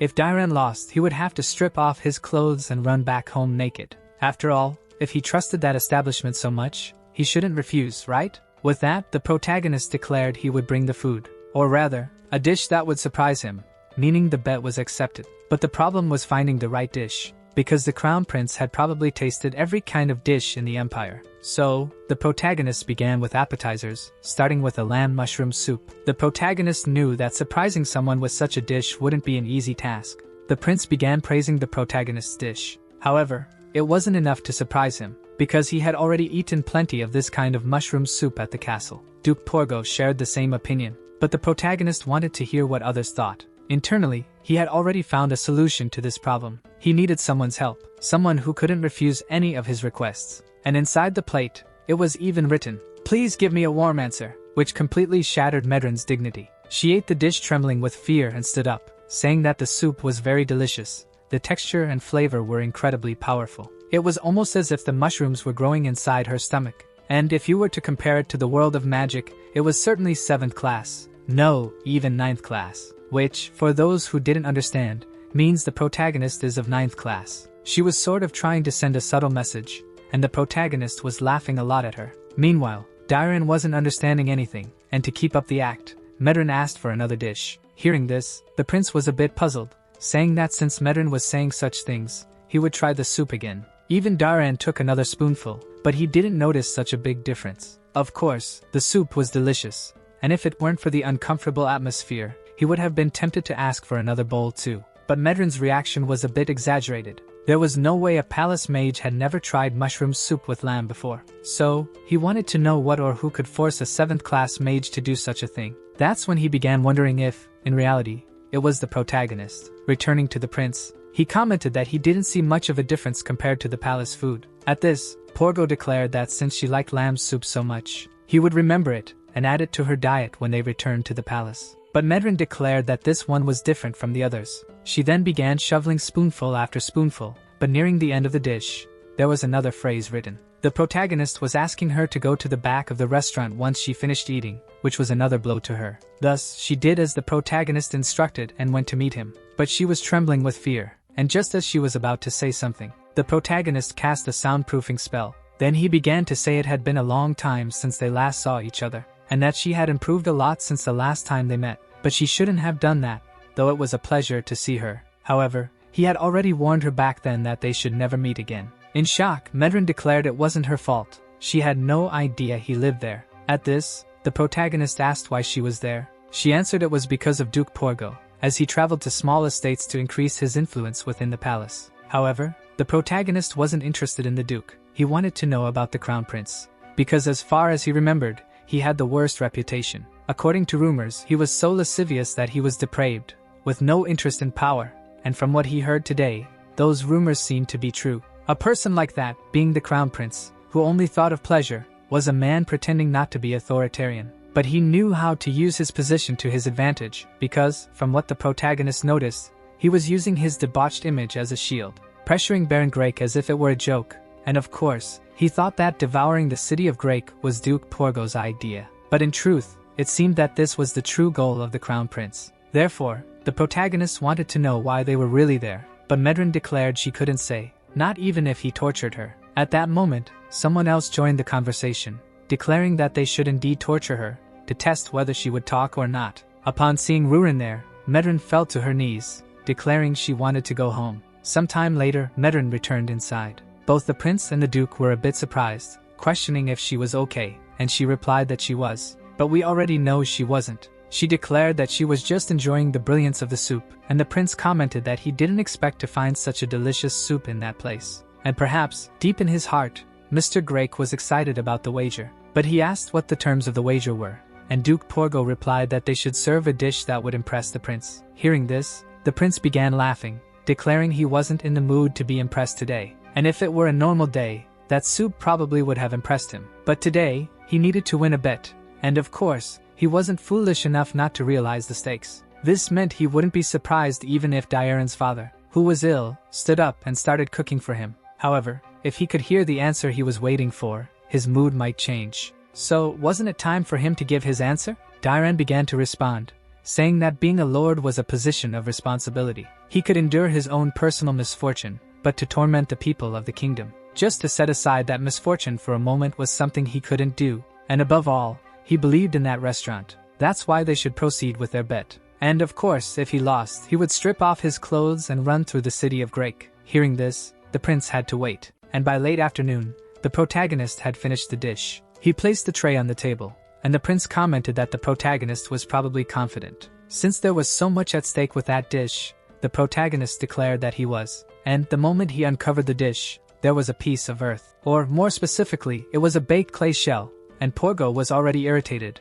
questioning if the protagonist was asking them to eat dirt. But of course, that wasn't it. The protagonist broke the clay shell. When that piece of hardened earth opened, there were several leaves inside, and within those leaves, there was a beautiful and exquisite chicken, which, for them, was the palenque, and it surprised the prince. The prince even asked the protagonist how he had managed it, and of course, the protagonist didn't answer. He simply explained that they usually just cook the palenque, but since His Highness was there, he made a little extra effort, and while the dish might seem like a trivial lump of clay on the outside, to an outsider, they might question what kind of dish it was. That's because it's hidden for the sake of surprise. They can't discern its nature because they don't know what the dish truly looks like. Once the awkward clay is removed, there is a deeply flavorful palenque underneath. But hearing this, the prince was a bit unsettled. He asked the protagonist what he was trying to imply. To this, the protagonist replied that it was nothing. It was just that the dish carried a profound meaning about mass destitution of the central nobility to strengthen royal power.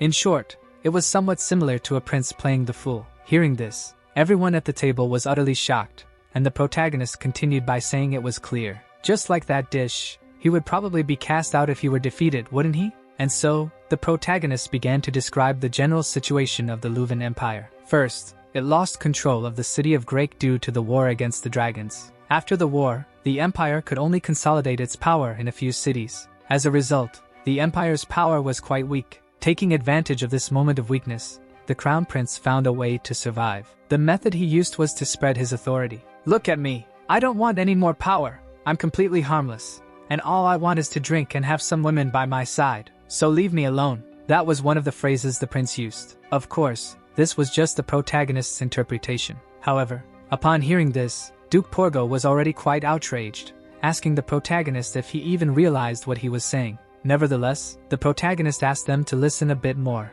as the most interesting part was coming. The crown prince's behavior was actually a facade to regain his lost reign. He secretly and gradually gathered his troops and prepared for a counterattack against the nobles. However, what might happen if the protagonist's thoughts spread around? Hearing this, Porgo couldn't contain himself. He called for Diriant, who quickly entered the restaurant. At that point, Duke Porgo declared that the protagonist was saying some very interesting things. But from now on, that restaurant would cease to exist. Faced with this, Diriant was in a tough spot. He didn't know whether to follow the order and go after the protagonist or refuse it. At that moment, the protagonist questioned Duke Porgo if he really thought getting rid of him would work. But hearing this, Porgo exploded again and this time, ordered Medrin to make the protagonist kneel. And she declared, trembling with fear, that she couldn't do it. At that moment, the Duke couldn't understand what was happening. But the protagonist declared that the Duke should realize the situation he was in. Just as the Duke was about to give the protagonist a piece of his mind, out of nowhere, the prince began eating the food with enthusiasm.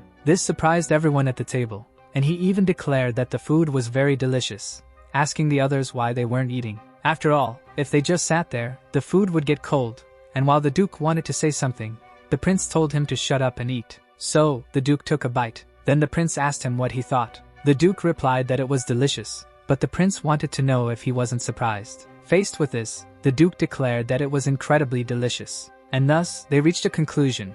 The crown prince lost the bet, so he congratulated the Baron of Grake. The bet was all his, and he even thanked the protagonist for the meal, but it was time to leave. However, the protagonist asked if he wasn't waiting for a response from the Baron of Grake. The prince explained that he only planned to stay for one day and besides, he had already heard the Baron of Grake's answer. Therefore, he wouldn't bother him any further, and after everyone left, the protagonist began sweating nervously, saying that it worked out in the end.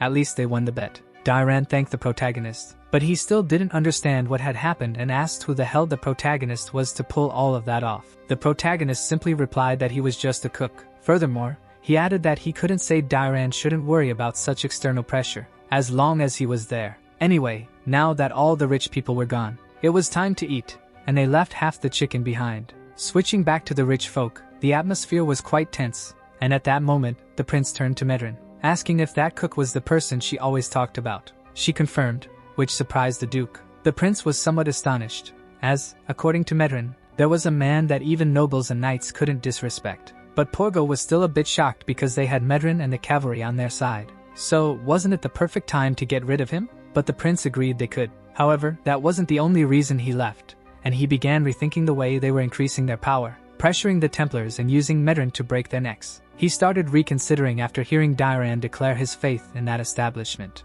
Reflecting on that, the prince even wondered if, despite the situation, he would have the courage to continue the bet. Or rather, could he trust his life and reputation to a civilian? And for that reason, they needed to start from the beginning. But this time, they should go a bit slower to build trust. After all, that was the best approach, wasn't it? Because if they continued on their current path, they'd likely end up walking the streets. The next day, the protagonist declared that he had finally finished. The thing he had completed was the barn for the Birineric. But the moment one of the Birineric touched it, the structure simply collapsed. Which, eventually, was bound to happen.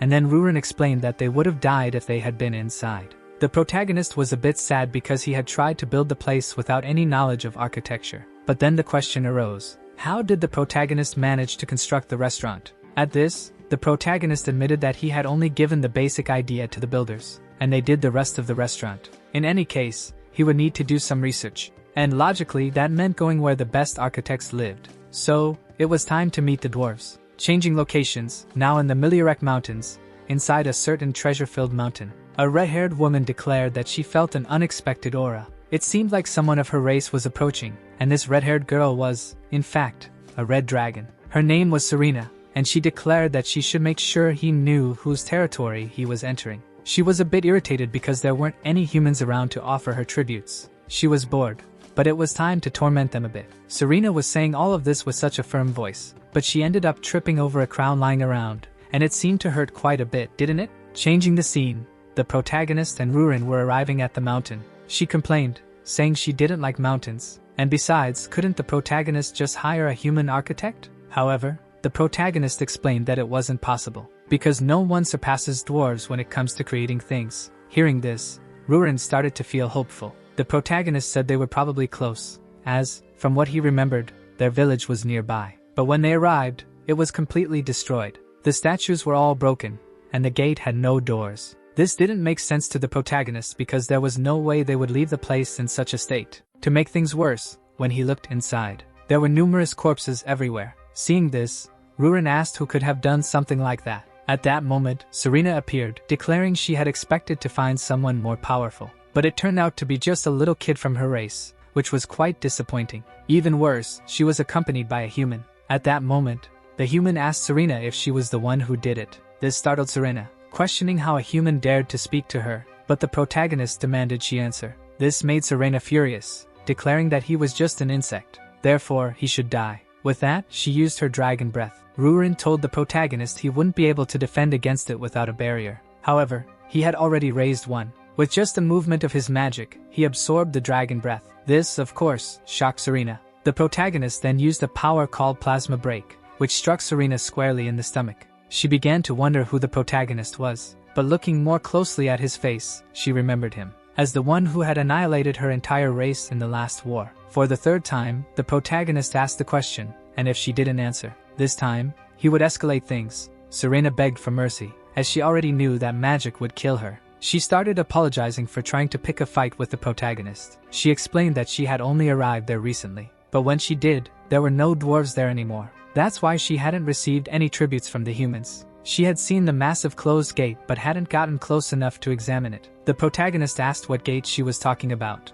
At that moment, Serena saw an opportunity, declaring that if the protagonist wanted to know how to get there, she could guide him. After all, it would be much more fun to walk with her than to stick with that brat. But at that moment, Rurin kicked her, saying the protagonist was hers and that Serena should just explain where the gate was. Serena then explained that it was farther down, deeper, on the lowest floor. Back in the city of Drake, Diaran's mother was having a conversation with him. He explained everything that had happened so far with the Crown Prince's situation. Then Diaran mentioned he had heard that his mother was unwell. He asked if she was okay. The person he was talking to was his mother, Berna Greek. She replied that she was fine. However, Diaran was still a bit worried because she hadn't eaten her dessert. As on previous occasions, he asked if she didn't like the food. She replied that wasn't the case, so he didn't need to worry. But this was still troubling for Diran. Later, in Diran's father's room, Berna said she couldn't stand the suffocating situation anymore. That mansion felt more like the walls of a prison. Even the dessert tasted like sand to her. She asked Baron Greek if he could hear her. She said she couldn't take it anymore, that every second spent with Diran was torment. Back to the protagonist's side. Inside the cave, there was a large city below. But apart from the ruins, the only things they saw were corpses. From the destruction marks in the city, it looked like it was caused by a dragon, so they might have to deal with Serena forcefully. However, the protagonist declared that it didn't seem like something a dragon would have done. They arrived at the gate Serena had mentioned. The gate bore many marks and appeared very sturdy, and pushing it didn't seem like it would open it, so breaking it might be the best option. But at that moment, a voice came from the orb in the center of the gate, telling them to stop, declaring that they, wanderers, were not welcome in that place. From the voice, the protagonist realized it was one of the dwarves, and he asked what the hell had happened there. The dwarf replied that a red dragon had brought destruction to that place. But Rurin was already irritated because it was almost certain that Serena was that red dragon. However, the protagonist managed to calm her down, saying they needed to hear the whole story first. The problem was that even the dwarf didn't know if it was really the red dragon. Still, Rurin was furious, insisting it was definitely Serena who did it, and that if they didn't deal with her soon, the dwarves probably wouldn't open the gate. That's why they needed to knock Serena out with a punch. But once again, the protagonist asked her to calm down, because he had a plan. After all, as she already knew, he preferred to resolve things peacefully. The protagonist then asked how long the gate had been closed. The dwarf behind it replied that it had been a year, and since it had been such a long time, it wouldn't be surprising if so many problems occurred during that period. However, what worried the protagonist most was their food supply, so he asked if there was really a problem letting him in. He explained that he wanted to help them, but the dwarf remained skeptical. How could he prove that none of them were subordinates of the Red Dragon? Rurin was already irritated, claiming there was no way they would ever serve that ugly red dragon. The protagonist had to cover her mouth again, declaring that he would respect the dwarf's decision. Then he asked Rurin to grab the backpack. Out of nowhere, he lit a fire and began preparing food. The dwarf asked what the hell he was doing. The protagonist explained it was nothing much. They just needed to fill their stomachs before leaving since they had walked so far to get there. For that reason, before heading back, they would enjoy a meal first. But the dwarf wanted to know why they were doing this right there.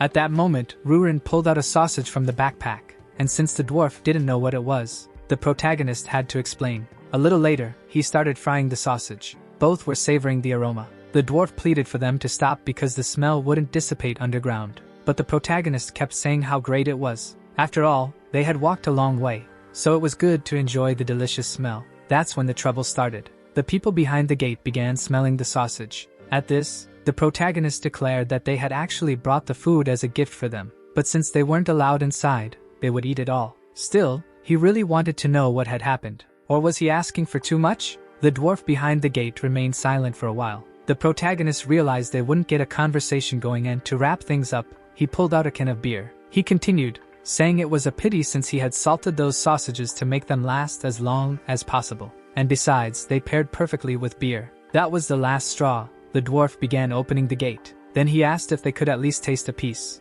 A little while later, the protagonist had to fry or grill more sausages. The dwarves were completely shocked, or perhaps more like happy. Returning to the story, the protagonist felt a bit sad because it seemed the dwarves hadn't enjoyed a proper meal in a long time. It was clear the problem was their food supply, so he told them to enjoy and eat slowly, savoring every bite of the food. And they were thrilled, especially with the beer. In truth, the protagonist didn't want to give them beer, since it's not ideal for someone who's hungry. But since dwarves have a high tolerance for alcohol, it might be fine. Still, the protagonist had other matters to address and asked the leader if the food was good. The leader declared it was and that he owed the protagonist a great favor. The protagonist thanked him but requested information. He wanted to know if there was a dwarf named Gultazar there. This surprised the leader, who asked how he knew that name. The protagonist explained that he had met him in the past and wanted to discuss something with him. But since the two knew each other, everything was fine. As he walked through the dwarf village, the protagonist noticed there were about 30 dwarves there. He asked what the hell had happened for them to end up in that state. Sometime later, they arrived at a house slightly larger than the others,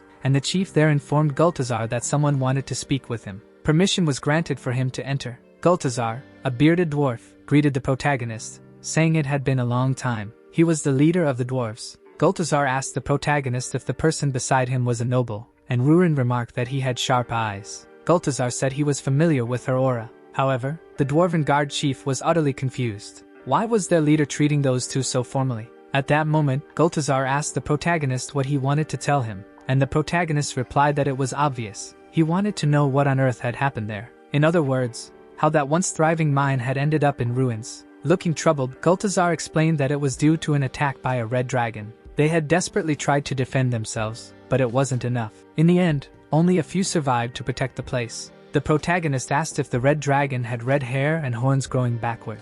However, Gultazar revealed it wasn't just one. They had been attacked by a group of red dragons. That explained the numerous marks on the gate. However, it didn't make sense. From what the protagonist remembered, red dragons were incredibly selfish. So why would they cooperate with each other unless they had gone mad? Or it could mean they had a purpose more important than their egos. Something about it felt off. After a while, Gultazar pondered. He declared that it would probably be fine if it were the protagonist. First, though, he needed to follow him, as there was something he wanted to show. Gultazar explained that this wasn't the first time they had been attacked by the group of red dragons. To gain attributes or simply pass the time, there had been numerous attacks in the past. However, they had always had the strength to defend the place because there was a being protecting them, the noble and ancient dragon Colored. He was the protector of the dwarves. The protagonist was astonished because that dragon's lair was enormous. Judging by the size of the corpse, that dragon must have lived at least 5,000 years. Gultazar continued, saying that Colored didn't accept sacrifices or anything of the sort.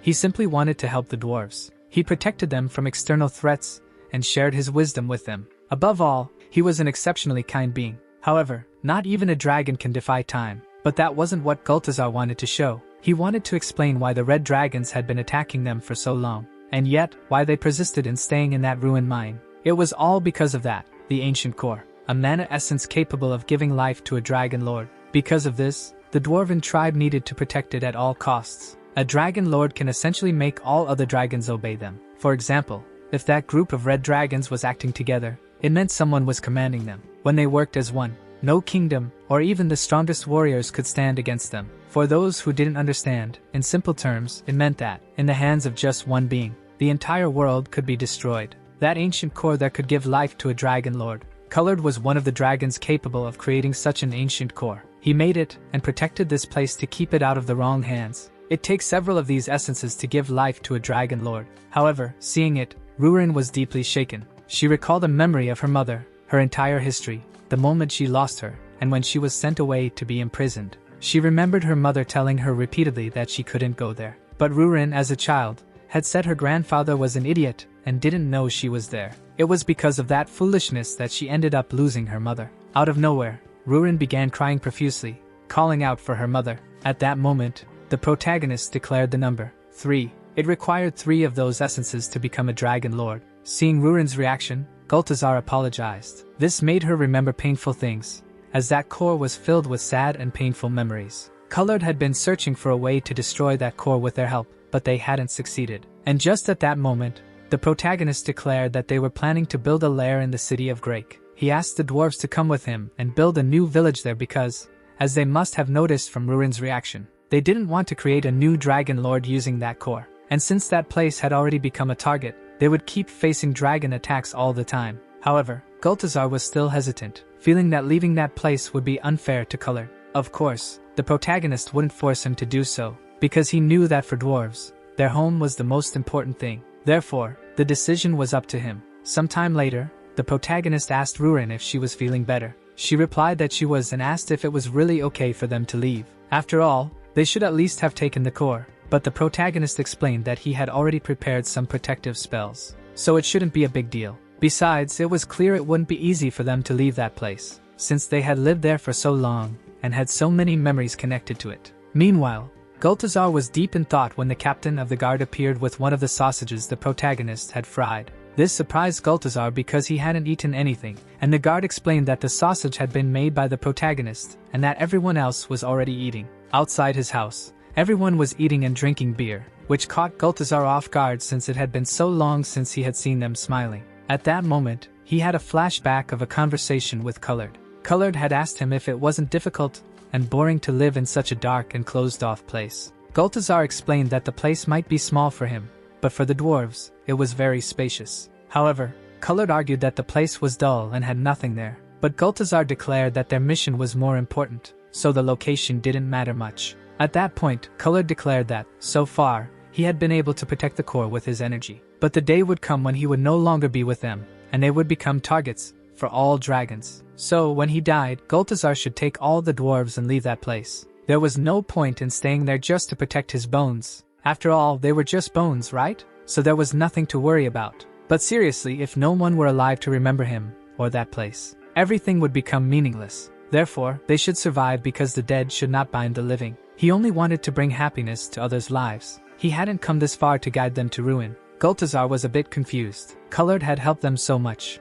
so they should repay him. But then they started joking around, and I'll skip that part. Witnessing the scene in front of him, Gultazar began trembling with happiness, as it had been so long since he had seen them laughing, and he apologized to Colored, because, finally, his foolish friend understood the meaning of his words. As the protagonist was leaving, all the dwarves suddenly appeared behind him, saying they would follow him and wanted to build a dragon's lair with him, and that's how the dwarf tribe set out for the city of Grake. The problem of building Rurin's lair was solved, and the protagonist left all the work in their hands. However, he asked Gultazar if it was really okay for them to start working as soon as they arrived. Gultazar said it was fine. After all, they had just been sitting inside that cave doing nothing, so they had plenty of energy to spare. Of course, everyone was eager to eat sausages, which wouldn't be a problem for the protagonist. At that point, he turned to Rurin and asked if she liked how things were shaping up. She replied that she did but would wait to see how it turned out in the end. However, there was still something missing, and going back a bit,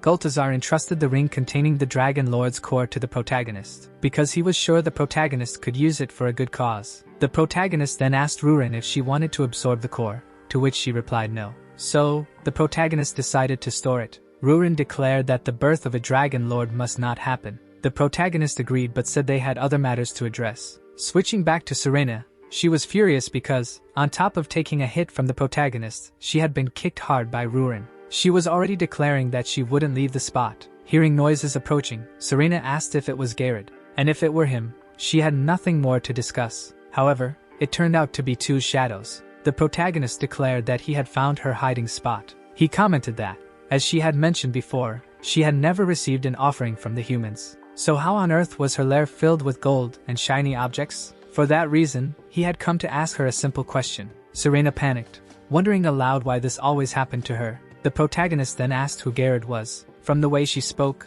it seemed like he was another dragon. Could he have helped attack the dwarves? Serena answered in a very low voice that he was her ex. But the protagonist didn't hear it, so she yelled that he was her ex. And because he was always chasing after her, she mistook the protagonist for him. The protagonist apologized. Serena then explained that she had only nested there for about 6 months. She hadn't encountered any dragon groups. Rurin then asked about all the gold there. Embarrassed, Serena snapped her fingers, and the gold began to disappear. This surprised both the protagonist and Rurin. Serena declared that it was all an illusion and asked if they were happy now. Or did they have to take everything she had to feel satisfied? Sometime later, back at the restaurant, the protagonist commented that he had made a mistake because, in his entire life, he had never seen a dragon cry so much. Rurin replied that, in the end, they hadn't learned anything about the dragons that attacked the dwarven mine. Serena also had no information about them. However, since they had a core, they could uncover details over time, especially about what the dragons were planning.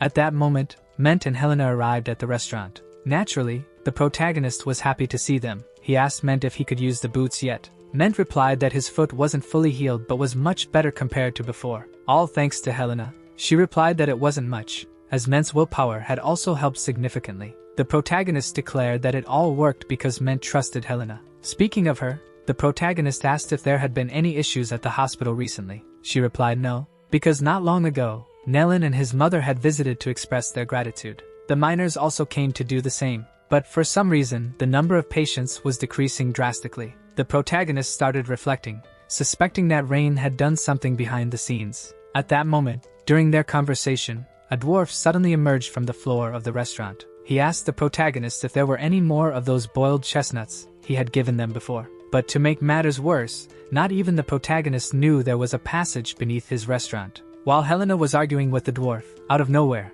the old butcher appeared asking for Wubabelli. Then, chaos erupted everywhere. Ment was talking to the butcher. The elf was arguing with the dwarf. With that, the protagonist commented that now it finally felt like a restaurant. Ruren asked the protagonist where the peaceful life he had wanted so badly was. After all the food was prepared, everyone got their desired dishes. Men took the pizza, the butcher ate meat, and Helena had pasta. The dwarves were eating sausage. The atmosphere was extremely cozy, but there was someone left out. It was none other than Dairan. He was watching the happiness through the window, and seemed like he wanted to say something to the protagonist. The moment his name was mentioned, the protagonist suddenly appeared beside him, asking why he was outside instead of coming in. Awkwardly, Dairan asked the protagonist if he could make desserts, and a bit confused, the protagonist replied that he could make a few. Out of nowhere, Dairan asked the protagonist to make one so he could give it to his mother, as it was the only way he could enjoy a beautiful meal with her smiling. Of course, at first, the protagonist didn't understand anything,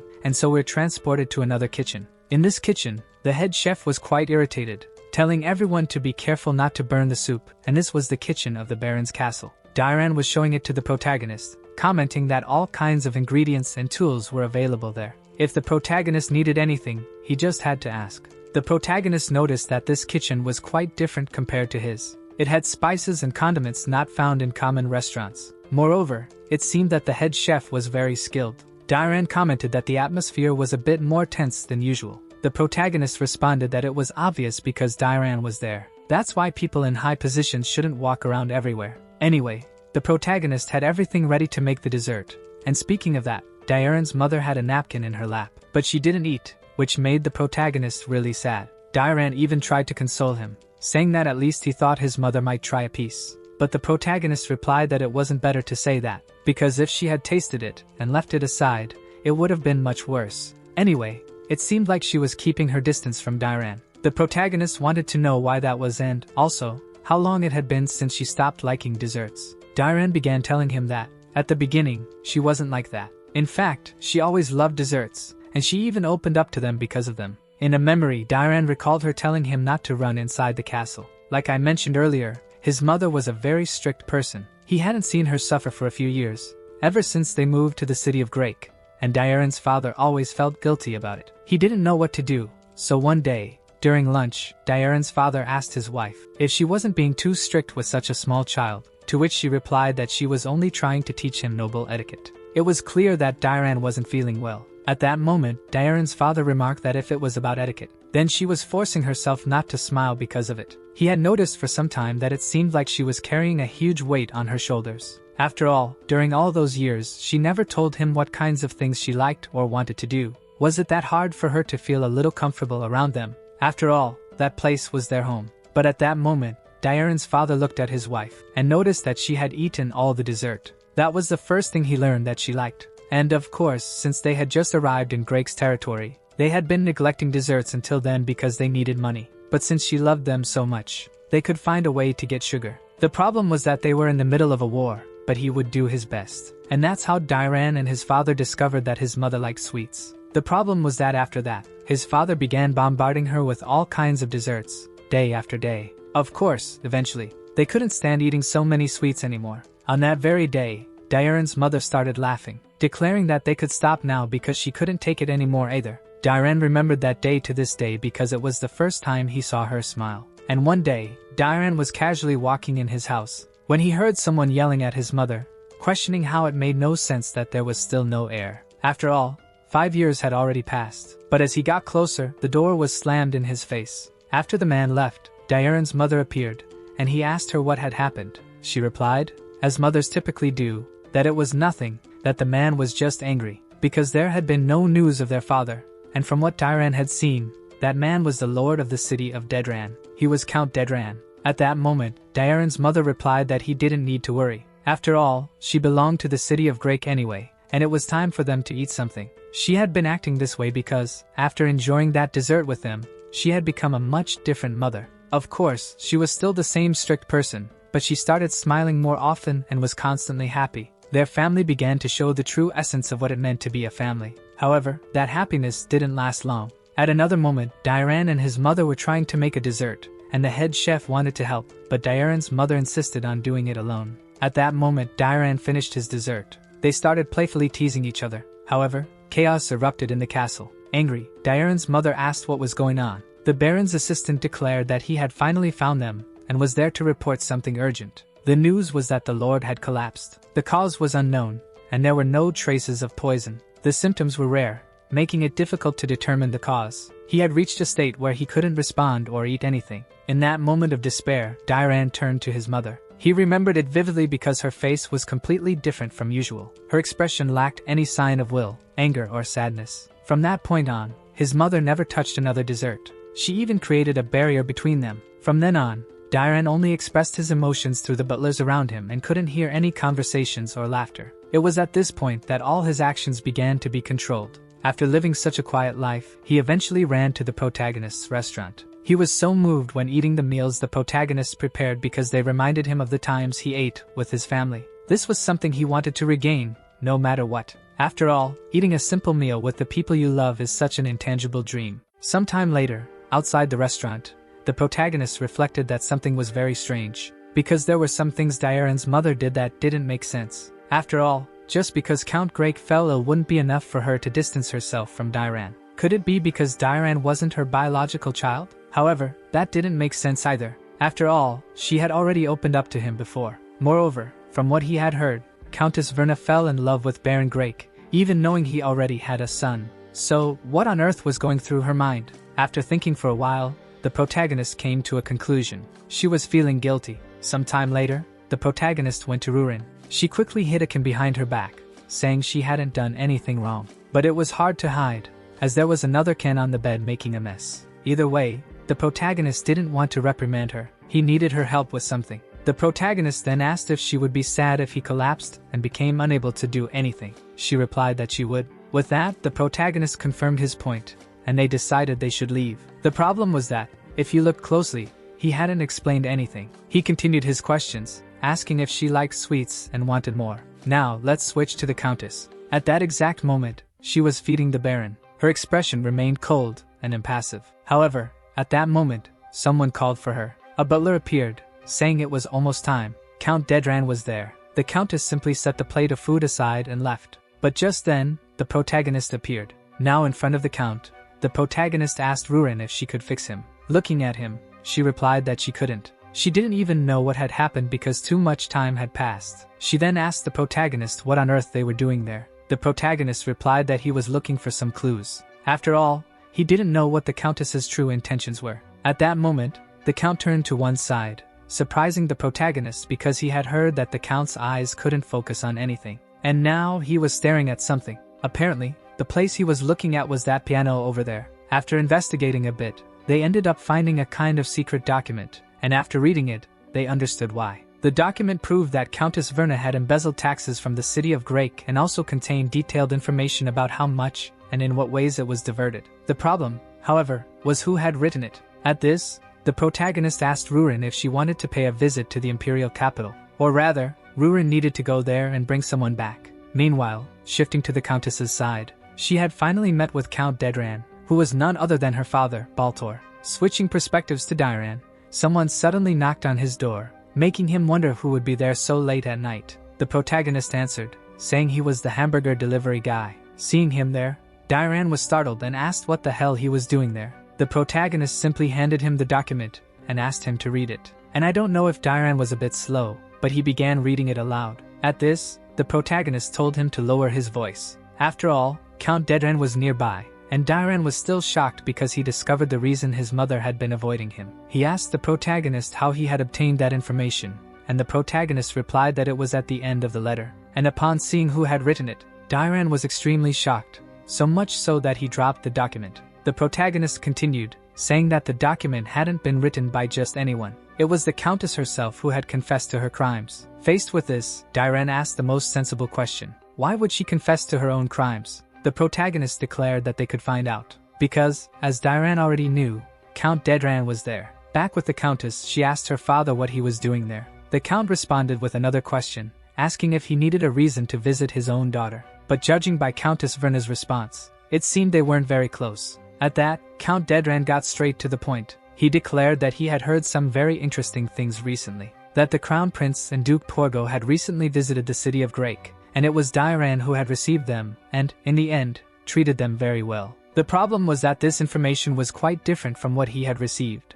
At this, the Countess replied that she had no involvement in that. Count Dedran continued, saying he had heard that Dairan was a young man incapable of doing anything on his own, but judging by his recent actions, it seemed he had gained some sort of self-confidence. In any case, he had become quite bold. This meant that he should do the same to Dairan as he had done to Ridden. Faced with this, the Countess asked what he was talking about. Count Dedran remarked that perhaps he shouldn't have said this, but since it slipped out, he would say it. He was the one who had poisoned Count Grake to make him ill, and he planned to do the same to Dairan. At this, the Countess exploded, declaring that he should not dare lay a finger on Dairan. But the Count never asked for her opinion, and this entire scene, this whole conversation, was being transmitted to the protagonist and Dairan. The protagonist was furious enough upon discovering that Count Grake had been poisoned by his father-in-law. This explained why the Countess had written the confession letter. She was planning to incriminate her father somehow. Meanwhile, Dairan was extremely angry. He was already declaring that he should rally all the castle's soldiers, but the protagonist stopped him immediately, declaring that he needed to consider the current situation, because Count Dedran's men were already infiltrated in the castle, to the point of being able to poison the food and kidnap the Countess. So could he truly trust the castle's soldiers? Oh, and even though the protagonist spoke this way, it was obvious he would help. However, it was highly unlikely that Count Dedran was carrying poison with him at that moment. So even if they arrested him, it would be very difficult to prove the Countess's kidnapping and Count Grake's poisoning. Or perhaps he planned to use the document as evidence, and if that were the case, they could definitely convict Count Dedran. However, Dairan's mother would also be punished. So what they needed to do was quite simple: create new evidence, and a situation to prove it. A situation where a high-ranking person could provide solid testimony, and that high-ranking person was right there, someone they knew very well. At that moment, the protagonist declared he had a plan but needed Dairan to act a bit. Switching to the Countess's side, she was in some sort of basement, and her father was already mocking her. He declared that the daylight was already breaking outside, but she couldn't see it. Either way, they had a place to go. She needed to follow him. However, at that moment, the Countess asked why he was doing all of this. After all, he had stolen all the taxes from the city of Grake and undermined all of Dairan's actions. She had done everything her father wanted, so why did he still insist on hurting her? But Count Dedran merely replied that his daughter had made very bold moves, and for that, he couldn't forgive her. In fact, he had first tried to poison Dairan. He wanted to claim the city of Grake using a more conventional method, after she bore an heir. The problem was that he wasn't sure if Raiden was too infertile, or if his daughter lacked charm. Either way, it seemed his dear daughter knew he was the one who had poisoned her husband. That was why she needed to act better. She should have shown more surprise when he revealed that he had poisoned her husband. At that moment, the Countess began begging for mercy. She pleaded with him to leave Dairan alone. At that point, Count Dedran declared it was too late. After all, breakfast had already been poisoned. So she didn't need to worry because, in the end, he would end up just like her father. In the face of this situation, the Countess began to cry. She called her father a monster and declared she was disgusted to share the same blood as him. In despair, she began calling out Dairan's name. At that moment, a soldier approached the Count, declaring he had found a document in Raiden's bed, and that document belonged to Countess Verna. In it, she had compiled evidence that she had stolen funds and taxes from the city of Grake under his orders. Hearing all this, the Countess fell even deeper into despair, while her father was delighted to have found it, because his dear daughter had lost her final trump card. Burning the document, Count Dedran declared that everything was over. The story would be this: after her husband lost his sanity, she lived with her son in mind. But in the end, he met the same fate, and in despair, she killed her husband and son, and finally, herself. That would be the perfect story. At that moment, the soldier asked the Countess if she was alright. Meanwhile, Count Dedran was attacking Dairan, and that soldier was none other than the protagonist, declaring that if a story was to be made, it should be done perfectly. And as the dagger neared Dairan, some kind of signal appeared, causing the dagger to catch fire. At that moment, who entered the room was none other than Medrin. She accused Count Dedran of attempting to assassinate the Count of Grake. This caught the Count off guard, but to further surprise him, Dairan rose from the bed. He declared that everything was over. Faced with the entire situation, the most shocked person was Countess Verna, who began to cry. However, unlike her, Dairan looked absolutely furious. The Count wanted to know how Dairan was even speaking. At that moment, Medrin stepped in, declaring to the Count that any resistance was futile. He should comply and follow the orders of the Imperial Palace. The Count had the audacity to ask what she was talking about. After all, he only had the dagger for self-defense, and it had fallen to the ground. Besides, he couldn't possibly have intended to harm Baron Dairan. And what did she mean by this attempted assassination against the father and son of Grake? Wasn't it only Count Raiden who was suffering from illness? However, this was exactly what Medrin had been waiting for. At that moment, she brought out the food that was meant for Baron Dairan, and if it truly wasn't poisoned, the Count should eat it to prove his innocence. The Count approached the food, but it was obvious he wouldn't eat it. He then asked everyone why he was the only one being accused of crimes. After all, Countess Verna had been stealing taxes from the city of Grake for many years. If they were going to discuss crimes, they should arrest her first. At that moment, Dairan asked him what he was talking about. Where was the evidence for that? The old man lost his temper, to the point of ordering the soldiers to attack. The poor soldiers tried, but Medrin stopped them. She declared that there are certain things in the world that must never be tampered with, no matter the cost. Be it the captain of the Order of Knights, a renowned duke, or even the emperor, the rule applied to all. So how could he, a mere noble from the countryside, dare to cross that line? At that moment, the knight captain issued an order. All his soldiers were to eliminate the pests within the city of Grake, and anyone who neglected this task wouldn't leave in one piece. Faced with the situation, Count Dedran had no choice but to reveal his true face, questioning how they dared to do such a thing. But in the end, it didn't help him much. All the soldiers were arrested, as were Count Dedran's infiltrators. It seemed the situation was wrapping up, as everything had already escalated quite a bit. The protagonist announced he was leaving. After all, the Baron was safe, and even Countess Verna questioned who the protagonist was. But at that moment, Dairan caught her attention. He asked if she was okay and if she wasn't hurt, to which she replied that he didn't need to worry about her. She was just happy he was safe. However, Dairan asked why she wouldn't look him in the eye, and she admitted it was because she was a criminal. Everything that had happened was her fault. To make matters worse, she had embezzled taxes from the city of Grake. She knew her father was the criminal, but she ignored everything and continued her life, only to end up putting him in mortal danger. For that, she apologized. Hearing this, Dairan realized his mother had always lived with guilt. So why would she need forgiveness? After all, Count Dedran was the only one at fault, not her. But he asked why she had handed over those documents without telling him, questioning if she thought he would be grateful if she were taken and imprisoned. No matter what had happened, she should have told him, not just him, but his father as well. After all, they were a family, and no matter what happened, they would always stand by her. Then came the tears and forgiveness. In short, the family reconciled. Now, moving away from that heartfelt scene, we switched to another scene. Count Dedran was questioning who they thought they were to condemn him, saying they were making a mistake. Did they think he had no contacts in the Imperial Palace? But just at that moment, someone arrived, questioning Count Dedran about who he thought he was, or better, what gave him the right to speak so arrogantly and presumptuously. Seeing the protagonist, the Count asked if, by any chance, he was someone sent by the Empire. But the protagonist didn't answer that. Instead, he commented that the Count had built a vast castle and territory. Even so, he still wanted to get his hands on the city of Grake. If that was the case, the protagonist would show him something, to show how fragile his castle truly was. The castle he had spent his whole life building. And apparently, the sight was terrifying enough because the old man, who was already very ugly. Now, speaking of more beautiful things, we return to the city of Grake, where the Countess was asking Dairan what all of that was. Dairan replied that he wanted to eat outdoors with her and his father. That's why he had prepared all that, a dessert party. The people there were everyone who had helped him, or rather, they were all the restaurant's customers. At least the main ones were there. Speaking of dessert, it was obvious the Countess was getting hungry, but at that moment, Medrin caught everyone's attention.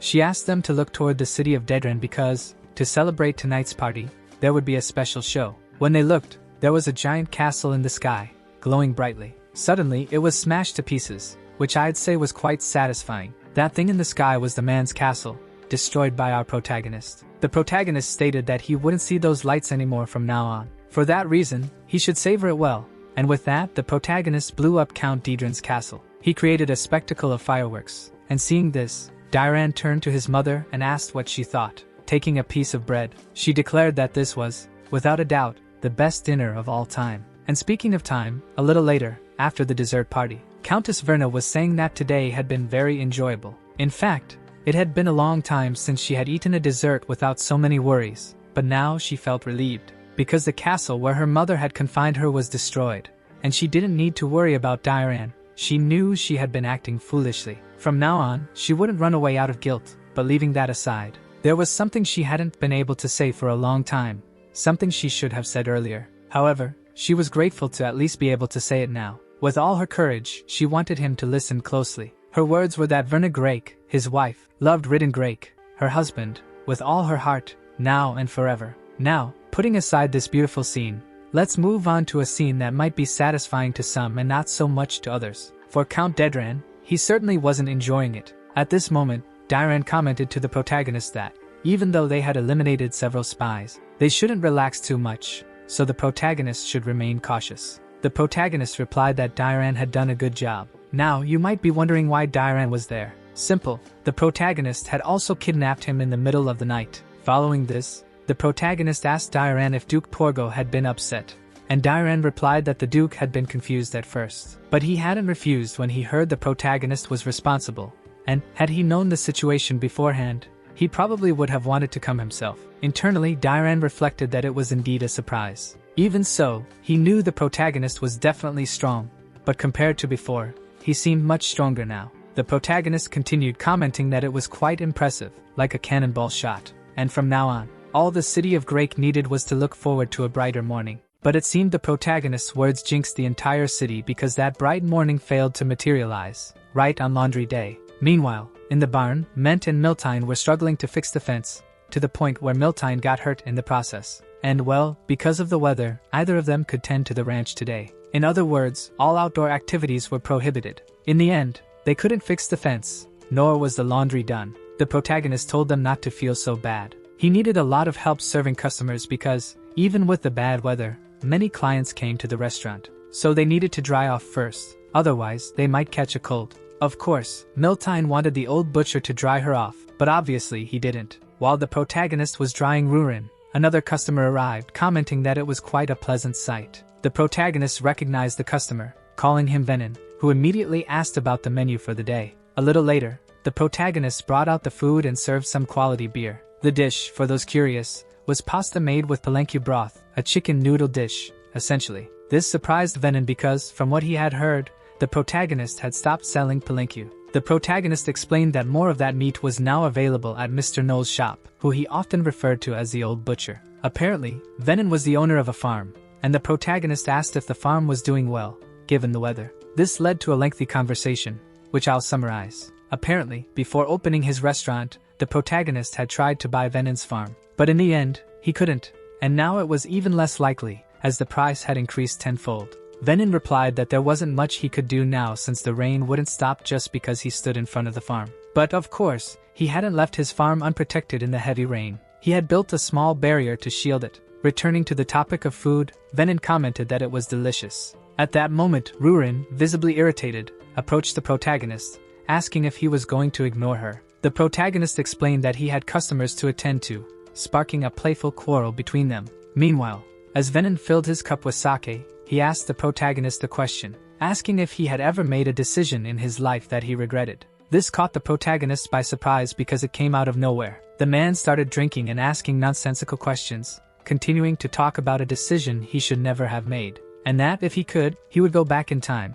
The kind of decision that, every time you close your eyes, resurfaces and hurts your heart. Venin mentioned that it seemed like the protagonist wasn't getting along with his wife, but the protagonist clarified that they weren't a couple. Returning to Venin, he began saying that, even though he was alone, there was someone he used to love. He then started telling his story, going back 30 years to when he was 10 years old. He had only ever loved one person. In other words, it was his childhood friend, and from that point on, he couldn't love any other woman but her. Her name was Miel, and no matter how much time passed, he could never forget her name. This was somewhat surprising because he had feelings for the same girl for 30 years and never did anything about it. The protagonist asked if he had ever confessed to her, and Venin replied that he had. That was his regret because, at the time, he was a clueless child. He enjoyed being with her. He thought they would naturally end up together if things stayed the same, or so he believed. But as they grew older, and she started talking about marriage, that's when he began to realize things. However, it was too late by then. She already had a marriage proposal from someone else and was about to move to a neighboring city.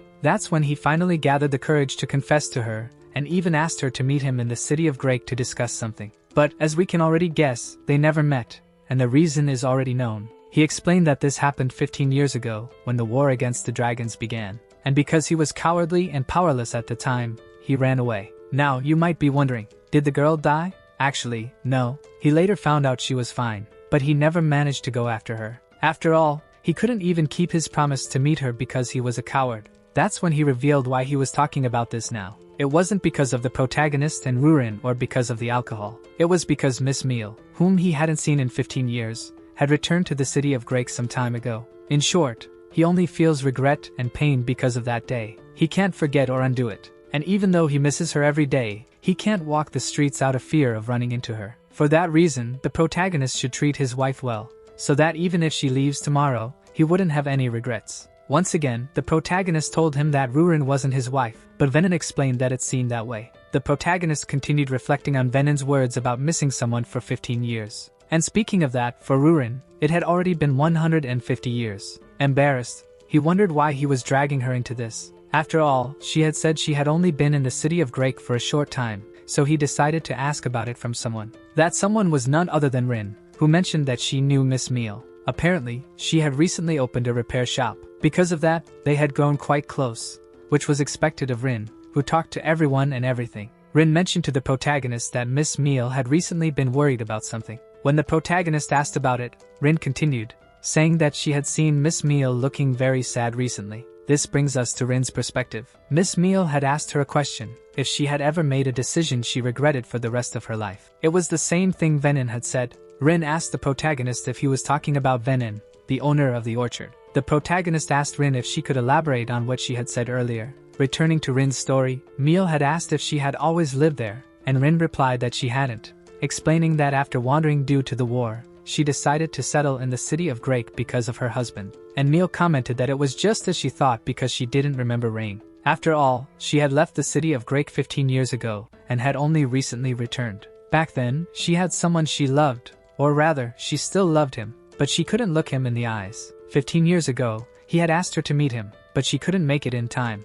She ended up fleeing that place. However, from the stories she had heard, the person who had called her had supposedly been waiting at the meeting spot while she ran away like a coward. Hearing this story, the protagonist commented to Rain that the person Meal was talking about was none other than Venin. Meal's regret was the same as Venin's. Both of them had gone to the place where they were supposed to meet but fled from the dragon's attack. They each thought they had left the other behind, and even now, 15 years later, they both regretted that day. Meal was deeply moved by this love story because, as she had told herself, she had lived alone ever since. She had rejected every marriage proposal her father had tried to make her accept, all because of guilt. She believed she had been at fault, and the protagonist told Rain that she didn't need to worry too much. He just needed her to say something to Meal. Meanwhile, with Venin, the protagonist handed him something. Of course, Venin asked what it was, and the protagonist replied that it was a pair of glasses to give as a gift, since Meal had said that her eyesight had been worsening recently. If he wasn't afraid, he could take them to her again. But Venin didn't understand what the protagonist was saying. The protagonist simply told him that tonight, Meal would be waiting for him outside the city walls of Grake. He could give her the glasses then. Just as Venin was about to say something, the protagonist remarked that, as Venin himself had said, this was a decision he regretted. And in reality, mistakes like this could be made by anyone. After all, there isn't a single person who hasn't made a mistake. However, worrying about the same problem your entire life, that's a different story. Either way, Venin knew what he needed to do. That night, he walked to the place the protagonist had mentioned. Venin felt his steps were heavy, and a whirlwind of thoughts flooded his mind. He wondered if she would be angry with him or call him a coward for running away, or if she would even show up at all. Deep down, he missed her terribly, but he didn't know how she would react. Even from a distance, he began telling himself it would surely be pointless. Since he had spoken a bit too loudly and they were the only two there, Meal heard his voice. She called his name, asking if it was really him. Venin trembled so much that he almost ran away again. However, that wasn't what he should do. As Venin stood silently, Meal began to say that she had something to tell him about that day. Hearing this, Venin calmed down a bit and declared that he also had something to tell her. Internally, he was already half expecting her to scold him harshly. At the very least, he thought, he would finally free himself from this lifelong regret. And so, in unison, they both apologized for not being able to meet each other that day, 15 years ago. After this declaration, either of them fully understood what was happening. However, after thinking for a moment, they both realized how wrong they had been. Watching from afar, Rain was overjoyed that the misunderstanding had been resolved. She also asked why the protagonist hadn't just told them the truth from the beginning. The protagonist replied that this was a problem they needed to resolve on their own, and it wasn't their place to interfere. Rain commented that it was a little sad that they had spent so much time apart because of such a simple misunderstanding. The protagonist remarked that it was actually fortunate it was a simple misunderstanding because, if it hadn't been, they wouldn't have resolved it so quickly. After all, as he had heard from Venin, this was something that had tormented him for 15 years, and he had finally lifted that burden from his shoulders. Oh, and after that, the two returned to the city of Grake without letting go of each other's hands. A few days later, they appeared at the protagonist's restaurant to sell the orchard that Venin had built with so much love and care. Of course, the protagonist had to pay up front because, apparently, it was to build a house in the middle of the city. They were getting married, as Venin had already waited 15 years. Switching scenes, the protagonist commented that there was a lot of land around the restaurant, which was a problem because he couldn't build the dwarves' village. But with this new piece of land he now had, he could make it work for them. Rurin commented that this was good since she didn't like the idea of dwarves sleeping in the area meant for the construction of the lair. That place was supposedly hers and the protagonist's. Speaking of which, she knew the protagonist would stay at the restaurant. However, the lair was very spacious, and the protagonist quickly caught on, remembering Venin's words about not having regrets. With that, the protagonist asked if, by any chance, when the construction of the lair was complete, he could live there with her. Obviously, Rurin was very happy, and the protagonist remarked that the place was spacious, which was why he'd moved there. Rurin declared that it was a promise, and as he knew, a dragon's promise lasts a lifetime. Time passed, and it was now autumn. At that point, the lair's construction was 70% complete. According to the eldest dwarf, meeting the deadline next year wouldn't be too difficult. The protagonist thanked them. However, the elder dwarf remarked that they still hadn't paid their debt since the protagonist had given them land to build their village. Switching topics, Miltine commented to the protagonist that the number of cows had increased as well. Because of this, he would need to build another barn. Meanwhile, more people had shown up at the restaurant. The protagonist noted that since they needed to expand the barn due to the increase in cows, they would likely have to hire more staff. At this point, the old butcher wanted to help with the interviews, but the protagonist instantly rejected the idea. In the distance, two beggar siblings approached the restaurant. Their names were Linty and Matt. A while later, they arrived at the restaurant, and Linty introduced himself. He mentioned that he had seen the job posting and asked if they could apply. Upon seeing the flyer, the protagonist commented that they had already collected those job postings some time ago. So, where had they gotten it? Hearing this, the two became a bit embarrassed. Regardless, the protagonist was about to issue new job announcements. He wanted to see if they were capable. But first, he needed to feed them. He prepared slices of pork with butter in a frying pan. In another pan, he sautéed onions, mixing them with garlic and mushrooms. When they began to change color, he added tomato sauce, some spices, and deglazed the pan with beer, cooking everything together. At the end, he added MSG, a flavor enhancer. After letting it cook for a while, he ended up with a pork stew. Seeing the meat in front of them, Linty became very emotional, and the protagonist commented that since he had made plenty, they didn't need to worry about the quantity. Once the two took their first bite, they reflected on how tender and flavorful the meat was, savoring every bite. Coupled with the hunger caused by their struggles, it tasted incredible. Linty commented that it was the best meat he had ever eaten in his life. The guy was smart, buttering up the boss even before getting the job. In any case, the protagonist got straight to the point. He wanted to know if the two had a special reason for wanting to work on the ranch. Linty commented that they loved animals, although he didn't know much about other things. However, he and his sister were very persistent and wouldn't give up easily. Hearing this, the protagonist asked Helena if that was true. She confirmed it was, regarding the persistence and all. However, they were hiding an important detail, and immediately, Linty grabbed his wrist. Noticing this, the protagonist asked if they could show him. After removing the bandages from their arms, it became clear that both had several marks on their wrists. For those who didn't catch on, those were marks from shackles, indicating that they were criminals. And Matt wanted to explain the situation to them, but Lindy stopped her. He then apologized to the protagonist for hiding the truth. He also asked the protagonist to believe him when he said he had no bad intentions. However, he understood that it was too much to expect the protagonist to hire them, so they would leave. Outside, Matt asked why they didn't tell the whole truth, especially since the people there seemed to be good-hearted. Linty replied that, regardless of the situation, a crime is still a crime, and he didn't want to make excuses for what had happened before. However, he didn't regret his actions. Matt asked if he didn't even regret finishing the food. To that, he had no answer.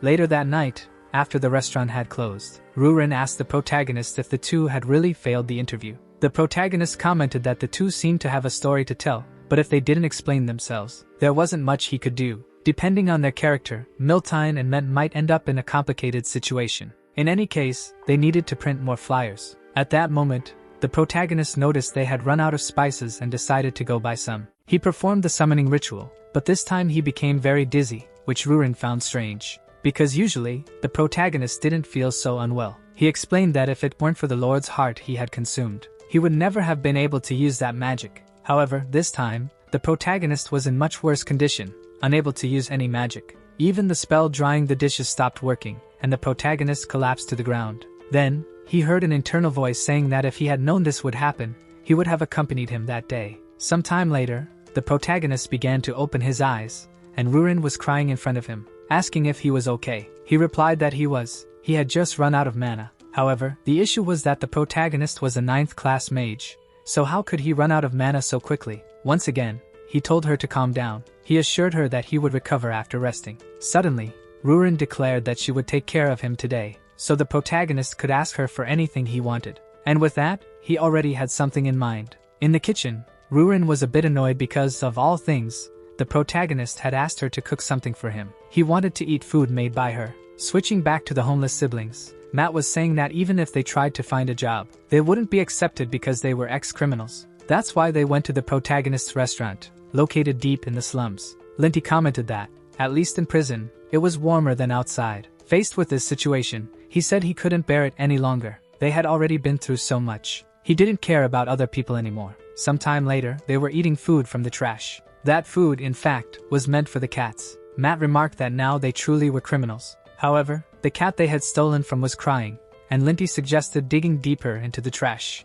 At that moment, Matt called Linty's attention, and they saw someone, questioning whether Matt and Linty had really been released from prison today. If so, they needed to be found immediately. According to what Matt said, that man was the construction supervisor, and his name was Ratanda. Just seeing his face made Linty furious, because Ratanda still didn't understand what he had done wrong. Matt managed to hold him back, warning that if he acted out again, this time, they wouldn't get away with just 2 years in prison. To explain the story, we need to go back 2 years. As mentioned before, Ratanda was the construction supervisor. The problem was that he constantly harassed women. On one of those days, Linty had come running, desperate, declaring that a support pillar in compartment 3 had collapsed. Several workers had been injured. Hearing this, the woman who was being harassed started running. But Ratanda wasn't pleased with this, declaring that they were fools for not being able to set up a simple support beam properly. Linty began explaining that they had installed everything correctly, but it seemed the materials were defective, which was the last straw for Ratanda. He questioned whether Linty was insinuating that he had stolen materials from the construction. At that point, Ratanda started yelling at Linty, calling him a worthless unemployed orphan and threatening to fire him on the spot. He even declared that the damages Linty had caused would be deducted from his wages. At that moment, Matt stepped in between them, begging for forgiveness. Seeing her, Ratanda smirked and commented that perhaps he had a better job for her, something that could help her pay him back. After all, many nobles had peculiar tastes. Hearing this, Linty didn't hold back and punched Ratanda. The other two tried to restrain them but couldn't, and Linty kept landing punch after punch. This was the reason Linty ended up in jail, and to make matters worse, inside the prison, he kept getting into fights with other inmates. He did it to protect Matt from them. Remembering all this, Linty commented that he wasn't thinking straight back then. For now, they needed to find a way to avoid being found by Ratanda. Meanwhile, Ratanda was furious that he couldn't locate them, declaring that he would make them pay much more. Those 2 years in jail were nothing compared to what they owed him. He insisted that they had to be found no matter what, even if it meant beating them senseless to drag them back to him. One of his subordinates suggested that since Duke Dedran had been taken to the capital, it might be best to avoid causing too much trouble. Hearing this, Ratanda slapped the subordinate, declaring that he didn't need anyone to protect him. At that moment, in the distance, he spotted someone. It was none other than Helena. Seeing her, Ratanda naturally headed toward her. After all, he only wanted to ask her a little question. Returning to the protagonist, he discovered the reason he couldn't accumulate any mana. It was a side effect of absorbing the ancient core. In reality, he had never wanted to absorb it in the first place. Apparently, the massive accumulation of mana from this world had finally been triggered, and the protagonist needed to stop the connection. Because once he started absorbing the core, there would only be one outcome, even if he stopped halfway. For now, he just needed to wait for his late-night snack, which he had asked Rurin to prepare earlier. He figured she had watched him cook for years, so surely she must have learned something.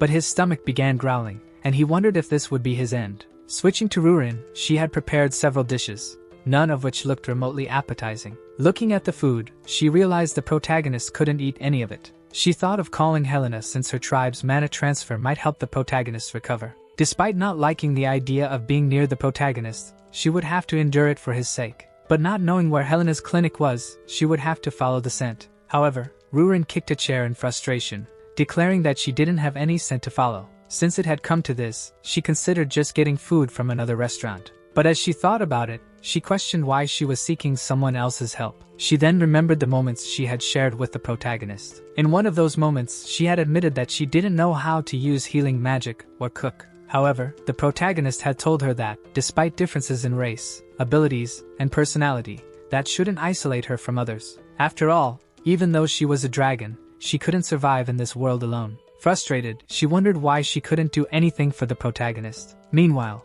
back with Helena, one of the men was trying to grab her. He remarked that elves were very beautiful but said that, even though he had visited her clinic a few times, it seemed like she didn't remember him. Touching her, he claimed he was looking for someone and threatened that something bad would happen to Linty and Matt if she didn't cooperate. He asked if she knew where they were. One of his men commented that it was unlikely an elf living on the city's outskirts would know two people who had just been released from prison. However, Helena replied that she did know where they were. This left the men surprised, and they wondered how she could know. Despite this, she firmly stated that she wouldn't tell them, creating a magical circle above her head, blinding them momentarily. The man called her a whore, stating that all they ever did was run away. He asked how an inferior elf dared to flee from him, and said she would regret it once he caught her. As he was about to reach her, Linty punched him and apologized to Matt, saying he couldn't stand it anymore. His men were worried about him. Linty declared that he couldn't hold himself back against that man, but Matt replied that it was better this way, because this time, at least they'd be able to spend the winter in a warm place.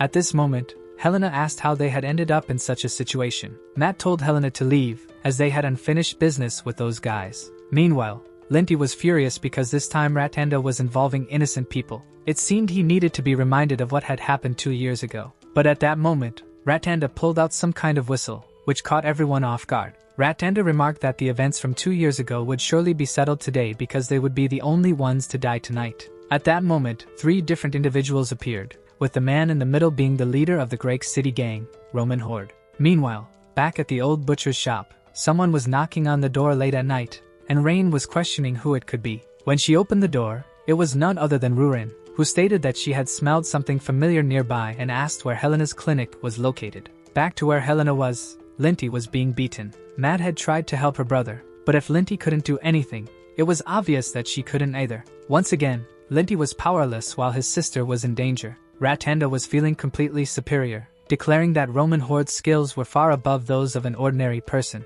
After all, he was a veteran mercenary who had spent years fighting on the battlefield. Roman asked if he should keep hitting them. Ratanda instructed him not to touch the sister because she was useful in many ways. However, Linty's fighting spirit hadn't yet faded. But that was precisely what the gang enjoyed because it allowed them to keep beating him even more. Meanwhile, Matt wanted to help her brother, and even Helena wished she could heal him, but both were helpless, unable to do anything. As he was being beaten, Linty began to wonder what he had done wrong to deserve such a fate. Should he have ignored the entire situation? Should he have closed his eyes and ears, pretending nothing had happened? Deep down, he knew that if he had ignored it, he would never have been able to move forward. Yet, in the end, he didn't have enough strength. At that moment, someone arrived, shouting that they had finally found her. It was none other than Rurin. At least she had met Helena along the way. She said she needed help, but given Helena's condition, she couldn't do much. After all, the situation was a bit complicated. Rurin approached the gang leader, and he was terrified because every instinct he had was screaming that the person in front of him was extremely dangerous. There was no way he could survive except to bow down to her immediately. At that moment, Rurin asked if she needed to get rid of them first. Instantly, Roman Horde, the gang leader, ordered his subordinates to release everyone. Ratanda didn't understand anything, questioning why they were just standing there watching. In the end, only he was left. Even his subordinates had fled. Enraged, he tried to grab Rurin. Seeing this, she remarked how interesting it was, noting that she didn't know Garbage had learned to talk lately. What followed was Ratanda's screams of pain, and she asked Helena to come with her, as she had taken care of everything. Later, back at the restaurant, the protagonist felt much better after the mana transfer. Helena, however, was still drained, and of course, the protagonist thanked her. She had helped them once again, and he commented that the amount of mana she had provided was enough for him to handle his daily life. She replied that it was good to hear. However, internally, she reflected that she had given him all her mana, but even that hadn't been enough. Anyway, Rurin didn't seem too happy, probably because she was jealous of Helena. So much so that Rurin called her out, questioning if her name was really Helena, to which Helena, of course, confirmed that it was. She had already said so before. Somewhat embarrassed, Rurin thanked Helena for helping the protagonist. Hearing this from Rurin, even the protagonist couldn't believe what she was saying. Seeing their reactions, Rurin got annoyed and declared that she would never say such a thing again since it was the first time she had done so. But steering away from this argument, the protagonist asked when the two of them were going to come in. Embarrassed, Linty and Matt entered the room, and Linty declared that he was there just to thank the protagonist for saving him. But it didn't make sense since it was Helena who had helped them, not the protagonist. Matt explained that Ratanda had been after them from the start, and that unrelated people had been caught up in the trouble because of them. The protagonist told them not to blame themselves since the construction supervisor was infamous for things like this. Taking advantage of the moment, the protagonist asked why they hadn't told him this from the beginning. With conviction, Linty declared that, looking back at what he had done, if he had to do it all over again, he would make the same choices. So he didn't want to lie and say he regretted his actions. The protagonist simply asked if they had a place to stay that night. If not, they should take the coin he offered and find a nearby inn. Linty asked why he was giving them this, and the protagonist replied that it was obvious. They were going to start working at the ranch the next morning. As for their crimes, they had already paid for them in theory, so the protagonist had no problem with it. Hearing this, the two knelt and called the protagonist brother, or rather, they should have called him boss, but the protagonist preferred to be called the restaurant's manager. The next day, Linty and Matt introduced themselves to Ment and Miltine. They declared that they were the new ranch workers, and Miltine was very excited because she would be their senior. However, looking at the marks on their arms, Ment still felt uneasy. He admitted he wouldn't say much since the protagonist had chosen them personally, but he made it clear that he didn't trust them yet. However, there was one thing he agreed with them on. He probably would have punched Ratanda too. Anyway, they were in the middle of work hours, so it was time to get to it. Back with the protagonist, he had recovered most of his magic, and if things continued at this pace, there would be no adverse effects when using his mana. At that moment, he began to wonder if the item he had ordered had arrived yet but decided to set it aside. He noticed Rurin observing the customers and asked why she was doing that. Rurin replied that she realized there were many things she didn't know about. Hearing this, the protagonist was somewhat shocked. After all, Rurin was never interested in other beings. This made him think she had been acting strange lately. She had even thanked Helena and was now observing all the female customers. More specifically, their earrings and necklaces, and she wanted to know why women wore those. The protagonist commented that they were pretty, and besides, dragon lairs are full of treasure, so he assumed she understood such things. Rurin replied that her mother's lair didn't have that kind of thing. The protagonist asked if she had ever wanted to give or receive something like that. Looking at Venom with Meal, Rurin answered that she didn't understand, so she didn't know. But speaking of shiny things, someone appeared. It was none other than Dairan, bursting in with some good news. Apparently, that morning, Ratanda had been arrested at the hospital. For tax evasion, harassment, sexual assault, theft, he had committed many crimes, and to make things worse, there were numerous witnesses against him. In short, he probably wouldn't see the sun rise round ever again, and the protagonist commented that Ratanda was worse than he had imagined. Dairan continued, saying that one of Ratanda's trusted employees had provided all this information. The person backing Ratanda was none other than Dedran. Despite Count Dedran being imprisoned, Ratanda hadn't considered his own inferior position and continued his actions. The problem was that Count Dedran had many henchmen. Every time they dealt with one, many more would appear, making it a tough task to handle those guys. The protagonist remarked that he was working hard. Changing the subject, he asked Dairan if he had free time during the night 3 days from now. Dairan replied that he would make time for sure, and when he asked why, the protagonist leaned in and whispered something into his ear. Dairan immediately declared that he would participate.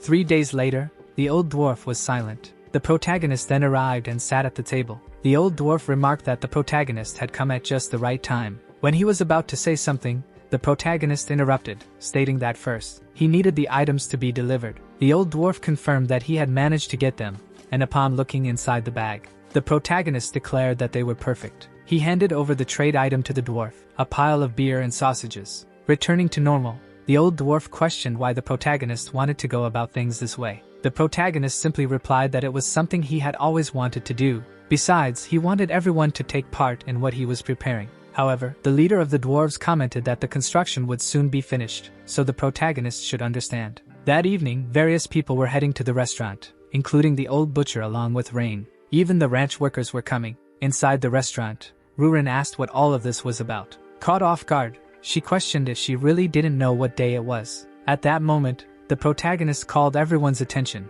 thanking them for being there. He explained that he had prepared a small event for all those who had loved their restaurant during all this time. It would start with a game called What's in My Mouth, and the rules were simple. All the participants had to do was wear a blindfold and guess the food they were served. Those who guessed correctly would receive a big prize. The first participant was none other than Miltine, who nervously asked the protagonist if, by any chance, he would give her something that wasn't food. The protagonist replied, "Of course not, though it might be slightly different depending on the situation." With that, the protagonist offered the first spoonful. Miltine began chewing and noticed it was warm and soft. However, after a while, it felt like something was wriggling in her mouth, and she quickly spat it out. The protagonist declared her disqualified. What Miltine had eaten was just a regular marshmallow, but she didn't know what that was. The protagonist explained that they were sweets made of sugar, essentially a food that didn't exist in this world. How could she guess it correctly when even with her eyes open, she wouldn't know, let alone blindfolded? Moving on to the next participant,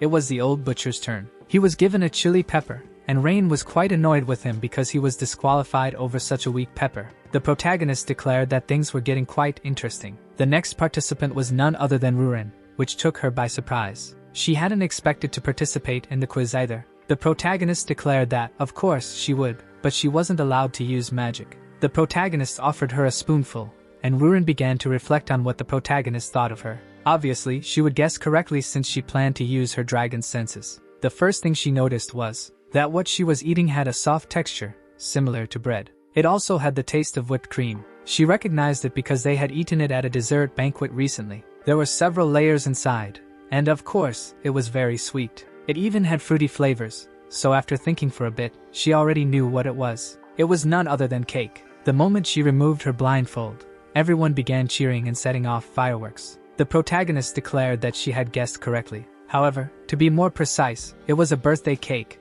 and the birthday was none other than Rurin's. Realizing this, Rurin had completely forgotten it was her birthday, which made sense since she had lived for so long. So much so that the protagonist had noticed she had forgotten, even though she had mentioned it to him before. Realizing the entire situation, Rurin felt slightly embarrassed as everyone had gathered there for her. So, the only thing she could say was, "Thank you." Right. But no, she didn't say it. Her dragon pride was too strong. Anyway, since it was a birthday, it was time to give gifts, right? And the protagonist had a present for her. The dwarves had worked hard to make it.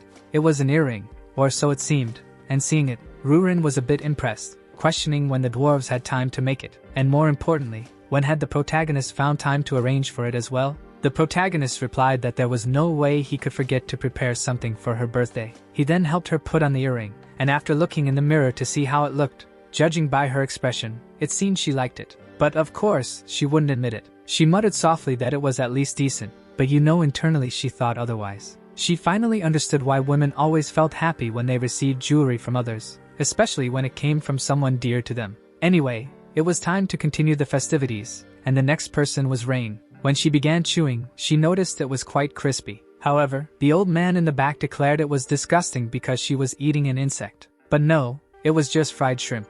Moving on, the next one was Linty, and the protagonist might have been a little mean to him. The food wasn't very good. Anyway, it was grilled wooba meat, which, if you don't remember, is pork. The party continued with everyone happy and eating. That's obvious, right? Because when you're eating, no one is sad. A while later, after everyone had left, Rain commented that it was the first time so many people had gathered for her birthday. Hearing this, the protagonist asked Rurin if she was okay since this birthday was her last one before reaching adulthood. For some reason, she seemed a bit embarrassed but said she was fine. However, looking out the window, the protagonist noticed something was happening outside. He called Rurin to come with him, and when they got there, it was snowing. Of course, to match the snow, and being the natural cook he was, the protagonist decided to make hot chocolate. With this, he commented that winter had arrived so quickly that he hadn't even noticed. Rurin asked how that could be, as it had only been a year since the protagonist had arrived there. But as you know, the perception of time for a dragon compared to a human is entirely different. For the protagonist, it had been much longer than a year. However, Rurin questioned if that was really the case, as it should be different for the protagonist. After all, he had eaten the heart of a dragon lord. The protagonist replied that no one knew if a dragon's heart had the effect of extending life. After all, He was the first human to consume one. Besides, he hadn't consumed all the Lord's hearts. To break the heavy mood, a shooting star appeared in the sky. The protagonist told Rurin to make a wish because, being her birthday, it might come true twice over. Another shooting star. Looking at it, Rurin made a silent wish to stay with the protagonist for a long time. Curious, the protagonist asked what her wish was, suggesting he might make the same wish as her. But of course, she wouldn't tell him. Now switching scenes, in another location, specifically, a giant floating castle, the Black Dragon's palace. There was a very irritated man, demanding to know where his uncle was. Oh, and this man was Nies, who was also a black dragon. The reason for his anger was that he wanted to know how long they would leave the protagonist alone.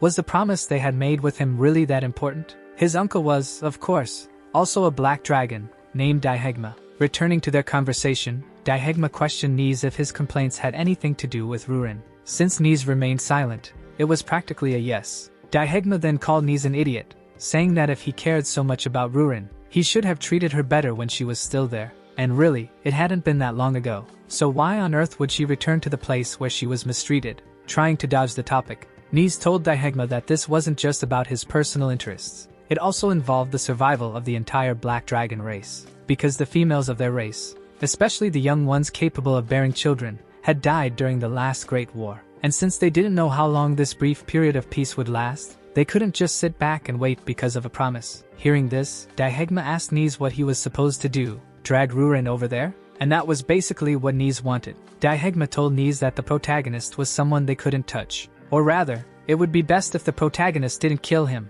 but there was no point in warning him. After all, he had never met the protagonist personally, and Nies didn't believe the protagonist was that powerful. Furthermore, if they broke the promise, it would tarnish the honor of the dragon race, and Lord Mediana would never allow him to perform such an unjustifiable act. Hearing this, of course, opened a loophole, right? It meant he could proceed if he had a justification. Seeing that Nies had something in mind, Daihegma remarked that it was fine, as he wasn't particularly fond of the promise they had made to the protagonist either. However, if things went wrong, he would wash his hands of the matter and pretend it never happened. So, Nies would be on his own, and Nies declared it would be fine. After all, they were saviors, not usurpers. Switching scenes again, now on Mount Miliorek. Rurin was upset, questioning the protagonist about what on earth they were there to find. The protagonist replied, mushrooms, which seemed ridiculous because they were essentially at the North Pole to find mushrooms. However, the protagonist explained it wasn't that simple. These mushrooms were extremely rare, and he had learned about them from a conversation between two restaurant customers. The story was about a nomad guiding some pigs when one of the pigs suddenly began frantically digging a hole in the ground. In the end, the pig found a mushroom that only appears once in a lifetime. After finding the mushroom, the nomad gifted it to the empire, earning a significant amount of gold coins, so much that you'd likely never have to worry about money again. Naturally, after hearing this story, the protagonist became very interested. In fact, he already knew what this rare mushroom was. It was a truffle or something very similar to truffles from our world. But then came the question, how were they supposed to find it in all that snow? The protagonist began explaining that the smell of this mushroom was much stronger than usual. The problem was that it was difficult to find since it grew underground. However, this wouldn't be an issue since he had Rurin with him, who had the senses of a dragon. Faced with this, Rurin asked what the smell was like. Hearing this, the protagonist froze. How was he going to search for truffles if he didn't know what they smelled like? And since they could only be found by scent, he started wondering if he would have to summon modern truffle oil. But there was no guarantee that the truffles here smelled the same. At that moment, several orcs appeared, hunting a giant white cat. The cat was doing its best to defend itself. However, the enemy had the numbers advantage, and the white cat soon found itself in trouble. Before the attack could land, a magic circle appeared between them, created by none other than the protagonist, declaring that while the orcs probably had their reasons for fighting, they could no longer continue. The orcs turned their attention to the protagonist, but when Rurin displayed a fraction of her power,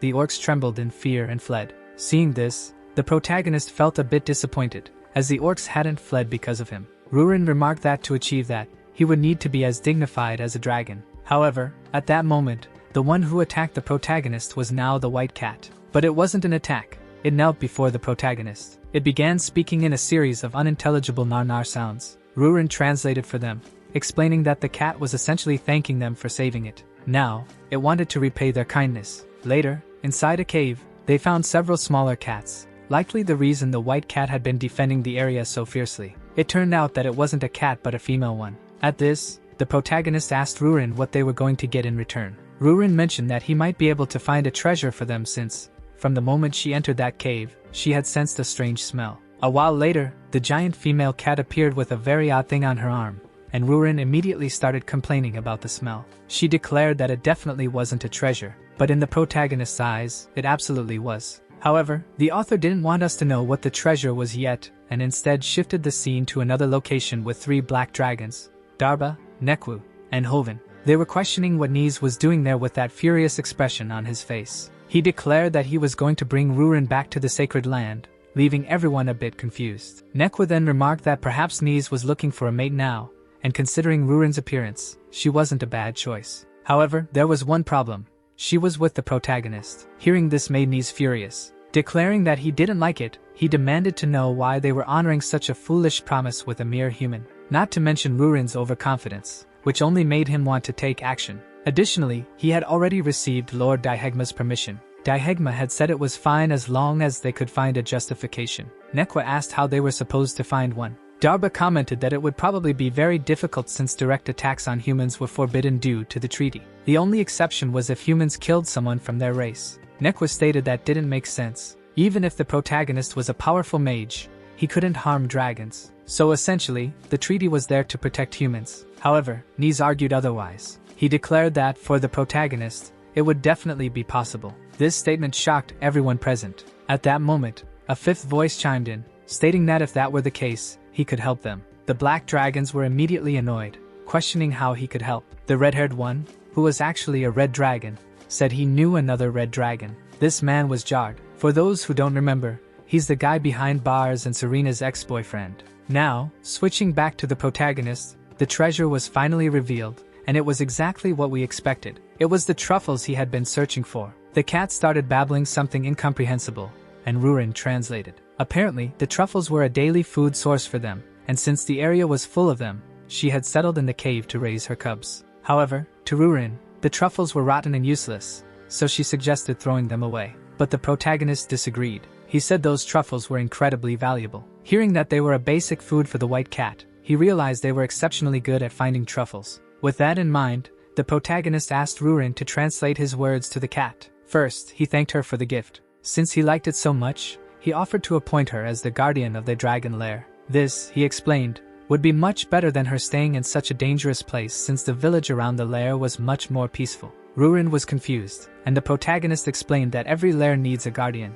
Apparently, the cat agreed. However, Rurin was furious because the lair was supposed to belong only to her and the protagonist. Speaking of lairs, the scene shifted to another one, Serena's, and she was in bad shape. She was recalling the embarrassing scene in front of the protagonist and Rurin, where she had admitted that all that gold was just an illusion. The protagonist had tried to comfort her, but unlike him, Rurin bluntly criticized her, saying her lair was in terrible condition. Hearing this, Serena asked what Rurin's lair was like. Rurin admitted she didn't have one yet. In fact, she was still building it. This rendered Rurin's criticism meaningless. After all, how could she criticize Serena's lair when she didn't even have one? However, Rurin declared that she had a restaurant with the protagonist. And even though the restaurant wasn't as spacious as a lair, she had never felt frustrated with it. Recalling all this, Serena wondered if, by any chance, she should look for the protagonist just to kill time. However, while she was lost in thought, she sensed a very familiar aura and even wondered if it was the protagonist. She immediately began asking if, by any chance, they had come to bother her there. Yet, just by hearing the voice, Serena was already quite annoyed. After all, it was none other than Jard himself. Naturally, she asked what he was doing there, and whether he had taken her threat as a joke. At that moment, Jard said that wasn't the case. He simply wanted to start over with her, as he had realized after so much time that she was the only one who had loved him sincerely. And now that he had finally understood, he wanted to spend the rest of his life by her side. However, that was the worst possible response or declaration for Serena. She asked when he had come up with that thought. After all, she had begged him not to leave, but he simply disappeared without a word. In any case, he was still just a scoundrel, and to begin with, he hadn't even come there of his own accord. Faced with this, Jard declared that there was no point in hiding anything anymore. And right at that moment, from the ceiling of the lair, 3 black dragons appeared, ready to attack. Our video ends here. If you enjoyed it, please like and subscribe to the channel. Until next time, bye bye.